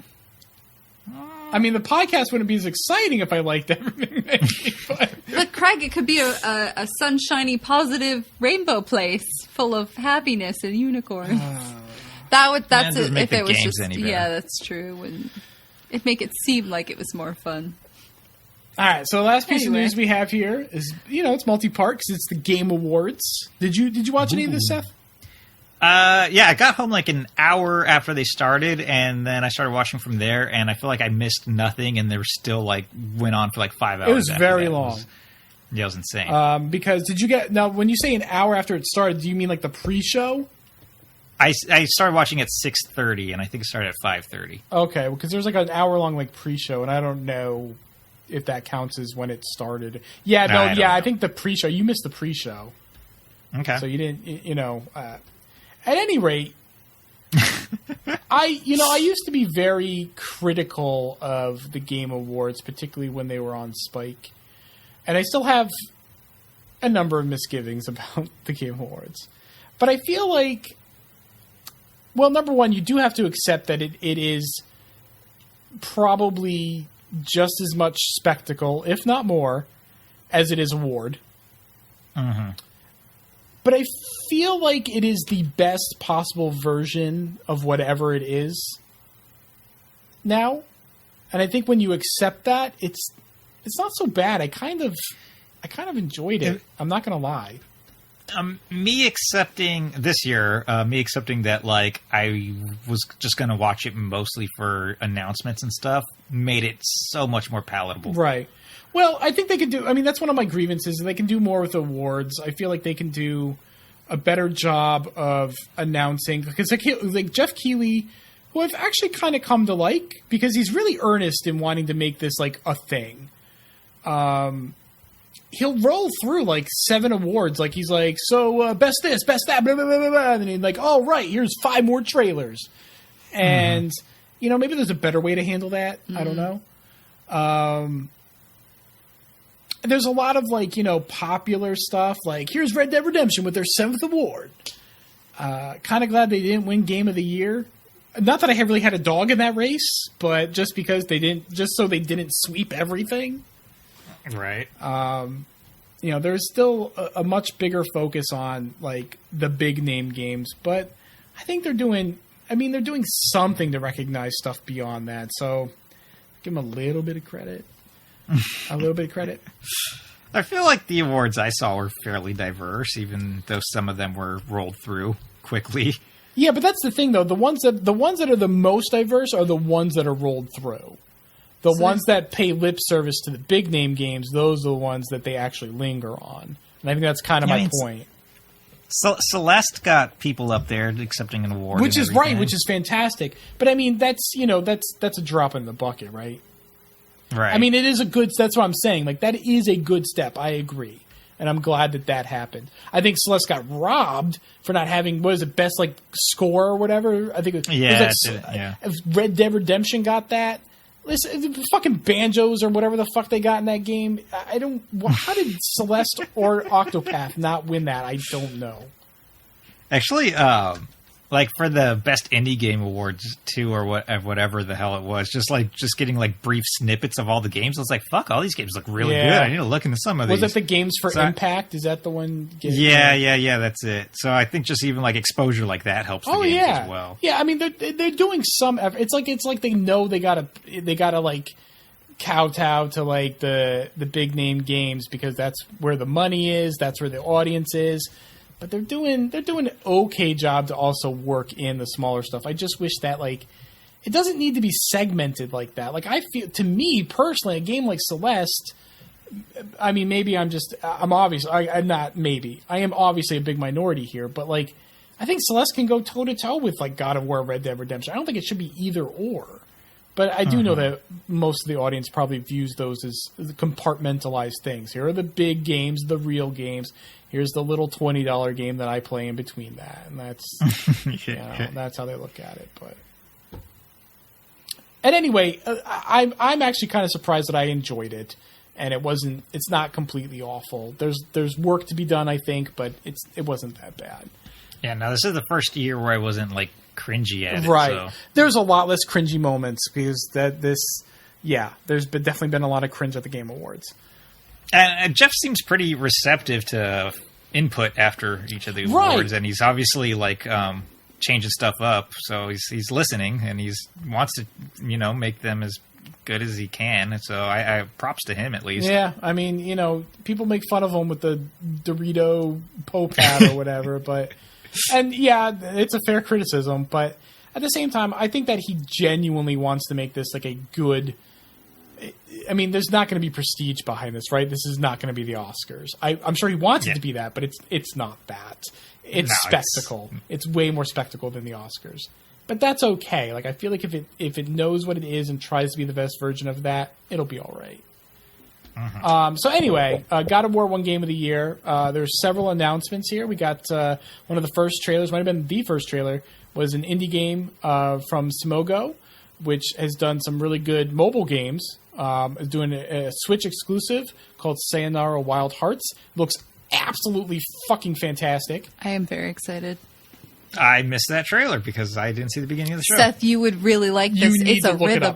It's a rhythm game, right? I think I'm not really sure. It's got dancing and shit. It should be a rhythm game, maybe. I think they refer to it as like a pop album video game. Yeah. Dude. All right. You got after this, we're gonna stop recording, and then you're gonna watch that, and you're gonna tell us what you think of it. It's pretty. It's very good. Far Cry New Dawn was announced, and I don't know what the fuck Far Cry is even supposed to be anymore. It's a game where you run around and jump and fly. Shoot. It's so disappointing because I liked Far Cry 3 and I absolutely loved 4. I thought 4, the year that came out, was like one of my top 10 favorite games of that year. I still love it. and I like Primal, but like I don't know what they're. I don't. It's like some weird caricature of what the series used to be. I don't like it. 5 I'm bad. sorry you don't like Thing. I'm disappointed that I don't like Thing because I did like the series before. Right. Because it's a continuation of 5, right? Yeah. Because Father Joseph, whatever his fucking name is, shows up. Which you thought he like died at the end of 5, but Well, I was watching my nephew play 5. That shit looks stupid. I played all of the 5 like story, and Right. I did most of the stuff. I didn't 100% it because eventually I got tired of it. Yeah, it's dumb. I saw him playing the ending. I saw him playing earlier parts. Some parts looked fine, but like he was going through some sort of building, Yep. and he had to kill a bunch of people, and there was a fire breaking out everywhere, and then maybe like a helicopter was coming from the top. Yep. Anyway, that part just all looked really bad. I really enjoyed the driving of the vehicles because they made it.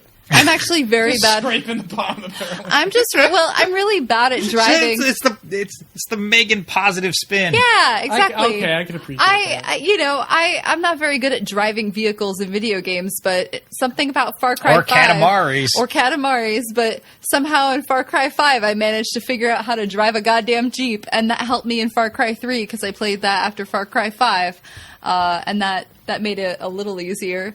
I liked having so many companions and being able to bring 2 friends with you. I liked that I could have a bear friend. Like, there was some fun shit. And the bear's named Cheeseburger. The bear is named Cheeseburger, and there's a Yeah, mountain that's lion fantastic. named Peaches, and like some of the content, like the flavor was great, but the overall game was just boring and pushy and just stupid. And New Dawn doesn't look any better. New Dawn. I see, and I saw that Craig sent me a screenshot of the box art. I was just like, oh my god, I want to play these 2 badass girls in like the post-apocalypse and like beat the shit out of people and like have a fun time. And it turns out they're the villains, and I'm like, no, I want to be the villain then. I don't want to play another white guy like rolling around Appalachia or whatever. Or Montana? We're in Montana this time. Yeah. Whatever. Other side of Sorry, the country, everyone that's fine. who's in Montana or Appalachia who's offended. They don't All count. 5 as of them. people. All 5 of them. But like that, I was more interested in like getting to play as them with this like, what is it, like a... That It's weird like a saw buzzsaw blade. gun, Yeah, there's like a buzzsaw blade crossbow. Like, I want to play with these fun new weapons, but if it's going to be just like 5, I don't see it being. That trailer was weird. Like, just they pan over shots of like racetracks, like and stuff. I'm just like, what is this game supposed to be anymore? It's just Clutch Nixon. It's all the Clutch Nixon. Yeah, I don't know. It's like whatever they think will sell. I feel like. Well, Not that Far Cry was ever like high art, and now suddenly it's commercialized or whatever. But like it's gone downhill. the things that made it so fun and good are not so fun or good right, anymore. Yeah. I didn't play It's, Primal though, so I liked Primal. the Dead Rising 6 of Far Cry. basically, which is a shame because just based on the weapons from the trailer, it looked like it could be so fun. Dead Rising 6? Was there only 3 of those? No, I think 4 or 5, whatever the Is last that one the one was, with I the don't know. zombies at the mall? Yeah, the first one's great. The second one was okay too. The second one's great too. The first 2 are But really the one good. on Xbox One, I did not like that game at all. And then the newest one that just came out, literally nobody liked Oh, it. there's a new one too. Yeah, like a year ago. Oh, the last one I knew about was the one that came out around the time the Xbox One. It may have been even a Yeah, launch game. that was a launch game. Yeah, that game sucked. Yeah, and then they made another one after that. Well, We're like that. We're gonna fly through. We're flying through this list. We're so fast at this. Hades, new game from Supergiant Games. They're the makers of Bastion and Transistor. Looked interesting. It's on the new Epic store. It's not an individual news item, but Epic has their own storefront to rival Steam, where they give developers a much larger cut of the revenue. 80%. Yeah, which is it's very good. Steam needs Steam needs a kick in the fucking pants. Their time has come. Marvel Ultimate Alliance 3 developed by Team Ninja, exclusively for Switch. Not gonna lie, it looked a little dated, but it looked a little janky. But I mean, launching this around the time of Avengers Endgame, I mean, it's gonna sell so many copies. It's not like the other two games were like technical marvels, but yeah, like when Wolverine's slashing around at the Sentinel's legs and literally nothing's happening. I'm like, Oh man, interesting. And that's and for me, like that doesn't really matter. Like I mean, I notice it in the trailer because it's like, wow, that looks fucking ridiculous. Like, why did they focus on that part? Right, like there's so many things you could have done, but you chose the part where like it looks stupid. But like playing the game like that wouldn't bother me. I don't think that sort of stuff doesn't. I don't really care. Yeah, especially if it's like the same viewpoint as the other games, where it's like top down right and almost, zoomed and out, so it doesn't really matter. Yeah. It could be fun. Did the other ones have online play?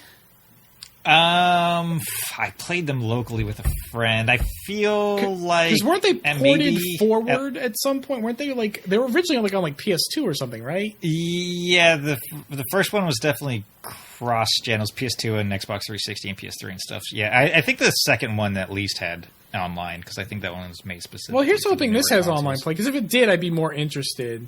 You know, well, this one has online. Oh, it does. They have said, okay, good, yep. good to know. Yeah, I might check it out, but it has the potential to do well. I think if it releases around the time of the Avengers movie. I read it was Nintendo published. Yeah, they probably paid some bucks for this. Yeah. Yeah. Okay. A new Obsidian game, Outer Worlds. That game looks good. I don't like Obsidian. No, I know a lot of people. No, I was reading some of your stuff. I get you. Game looks good though. It definitely looks interesting, but Obsidian makes a lot of broken shit, and I know people love them. I feel like they've been coasting on goodwill for the past like 20 years. Like they made some good PC games in like '93, and people just put up with their broken shit ever since then. And apparently, Pillars of Eternity is really good, but like. They put up. I feel like there's been a lot of garbage since then. But I feel like they're one of those studios too that have been not always been given the best development or developmental environments and times and stuff. Well, that's probably because they undercut people. I mean, this stuff isn't. I mean, it doesn't happen in a vacuum. It's not like we pick Obsidian to play on our team and we're going to give them the worst shit. Like they say, yeah, we'll do that job for this price with these tools. They agree to it. I'm not disagreeing. I'm just saying that as far as this game goes, I feel like this will be like a true test of what they're capable of right now. Maybe. I mean, that's supposedly what Alpha Protocol was, right? But I have no idea what that game is. That was an Obsidian game. That was an original IP from Obsidian, published by Sega. Yeah. All right. Well, we'll see. But again, Pillars of Eternity was well received. I feel they're like in way forward territory where they have like the potential, but just often fall short. Yeah, that's actually a good way to put it. Going. Yeah. Yep. Mortal Kombat 11 was announced, but personally, I don't really give a shit. I found it interesting that one's coming to Switch as well. I think it makes sense, actually. I mean, the other modern Mortal Kombats came to like Vita, right? So I mean, it makes sense. I'm just like happy. I'm happy for the Switch that like the third party games are like finally getting day and date with the other versions instead of being like several months. I guess we're just finally in that point where they're making the games for all the systems. Right. I mean, the Switch hasn't. I mean, how long has the Switch been out? It'll be 2 years. 2 years in March. 2 years in March. So it hasn't been out that long. Yeah. So it hasn't been out that long, but yeah, we're probably hitting that stride where, like, if it's feasible for a game to appear on Switch, it'll be released in tandem. Yeah, no, so I'm like happy for that. Gotcha. That's that what you meant, yeah. Future third-party games are going to be moving that direction. I mean, the modern Mortal Kombat games are not bad, but I don't really have any interest in. I can't do them. Yeah, you don't like them, huh? I haven't enjoyed them since like the Genesis days, and then even going back and playing those, I'm like, this wasn't good. No, Mortal Kombat. I don't think Mortal Kombat was ever good. I never liked that series. I think I've never liked it until recently, where like 9 was like the reboot, right? That was the beginning of the reboot. It was like 9 and 10, I think. I don't know, maybe. Yeah, it was 9 and or 10. Right, and I feel like that those were like those looked at like Japanese fighters to like to stage their comeback, and I think that in my opinion paid off. I think they're much more playable than they've ever been. And my problem with the newer games is that the animations are nowhere near as good as the Japanese fighters, and everybody just looks so fucking stiff still. Yeah, that's true. That is true. I agree with that. Anyway, we got a new. Speaking of BioWare and BioWare just farting around this generation, we got a new Dragon Age coming. They didn't really do anything with that. They kind of teased. They teased like a logo, but that seems to be like, I don't know. Like sometimes I feel like the attention span or like the thoughtfulness that some gamers put into things is kind of low. We're like, yeah, dude, they're fucking working on that. Like, what did you not like? And so like people get so impatient and cranky that like publishers and developers, they have to drop just like this logo and like that's it. Whether it's Metroid Prime 4 or Elder Scrolls 6, they're like, it's just a logo and everyone goes ape shit. And it's like, dude, of course they were fucking working on this. Are you crazy? I mean, I don't care about BioWare, but every once in a while I'll just like passively come across like interviews and stuff, whatever, because I'm bored and just reading video game news stuff. I'm like pretty sure they've been saying, oh yeah, we're totally working on new Dragon Age, like so many times as well. It's not like they've been hiding the fact that a new Dragon Age is coming at some point. Yep. But people just need something visual, I guess. Yeah, part of me doesn't blame them for that, but at the same time, just like, be patient and use your head a little bit. That's all I'm saying. Play something else maybe while you wait. Wow, maybe. And finally, honestly, my personal opinion, the best news of the night, Joker from Persona 5 is the first DLC character in Smash Brothers. Once again, never played a Persona game. That fucking trailer was awesome. That was such a well played trailer when he flipped over the envelope and it had the Smash Brothers symbol and the Smash logo. I was like, that was so good. That was so well played. They got me. I was like, wow, this game's old. Why are they even showing Persona stuff? And then I was like, they got me. They got me. It was a good surprise. And of course it leads to the speculation that Persona 5 may come to the Switch. Right. Which I think it will. Like, I'm not a betting man, I won't put any money on it, but just Sakurai said that Nintendo corporate decided who the DLC characters were, not him. And so I've read they presented him with a list and he got to choose from the list, but I don't know how accurate that is. But either way, it was partially a corporate decision at the very least. Yeah. And to me, it doesn't make any sense that corporate would present that as an option if there wasn't some sort of marketing synergy there. Right. The other reason is that, Nintendo and Atlas have a really good relationship. Not necessarily, in terms of Persona, but just broadly speaking, they have a very good relationship. And Atlas has brought Persona 1 through 4 to a portable, not to a Nintendo portable, to Sony portables, but they've been on a portable. So it makes sense to think that this game, not only that, but I think every other third-party character has been on a Nintendo platform. Except for Cloud. Cloud is the only one, when he was introduced, was not on a Nintendo platform. But he's also Cloud. Like, he's an icon. He's not on the same level as Joker. But on top of that, Cloud is coming to the Switch. So it would actually make Joker would be the only outlier if Persona 5 was not coming to the Switch. Listen, let me tell you what the sticklers say. They say Cloud was in Kingdom Hearts on GBA. Yeah, I figured they would say that. That's not the same thing. And they say Joker's in Persona Q2. He is. Yep. But I feel like it's fairly reasonable to expect Persona 5 to come to the Switch. They have to know people were thinking that. There's no way that they introduced this trailer in a vacuum. Yeah.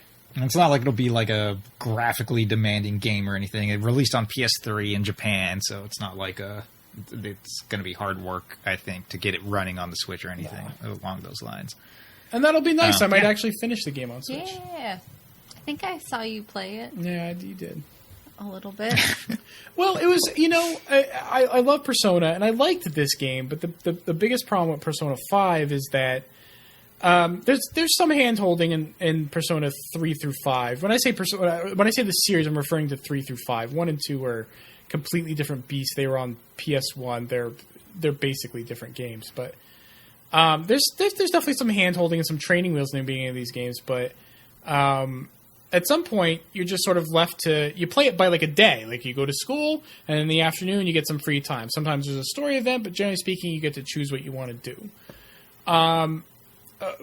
Persona 5... It sounds like a really beefed-up version of those old Newgrounds games. Well, it's really interesting because it's, like, by day, like, you're a student, so you do, like, dating and go to class, and then by night, you're a superhero. Like those Newgrounds games, like those old Newgrounds games. And then by night, you're an action hero.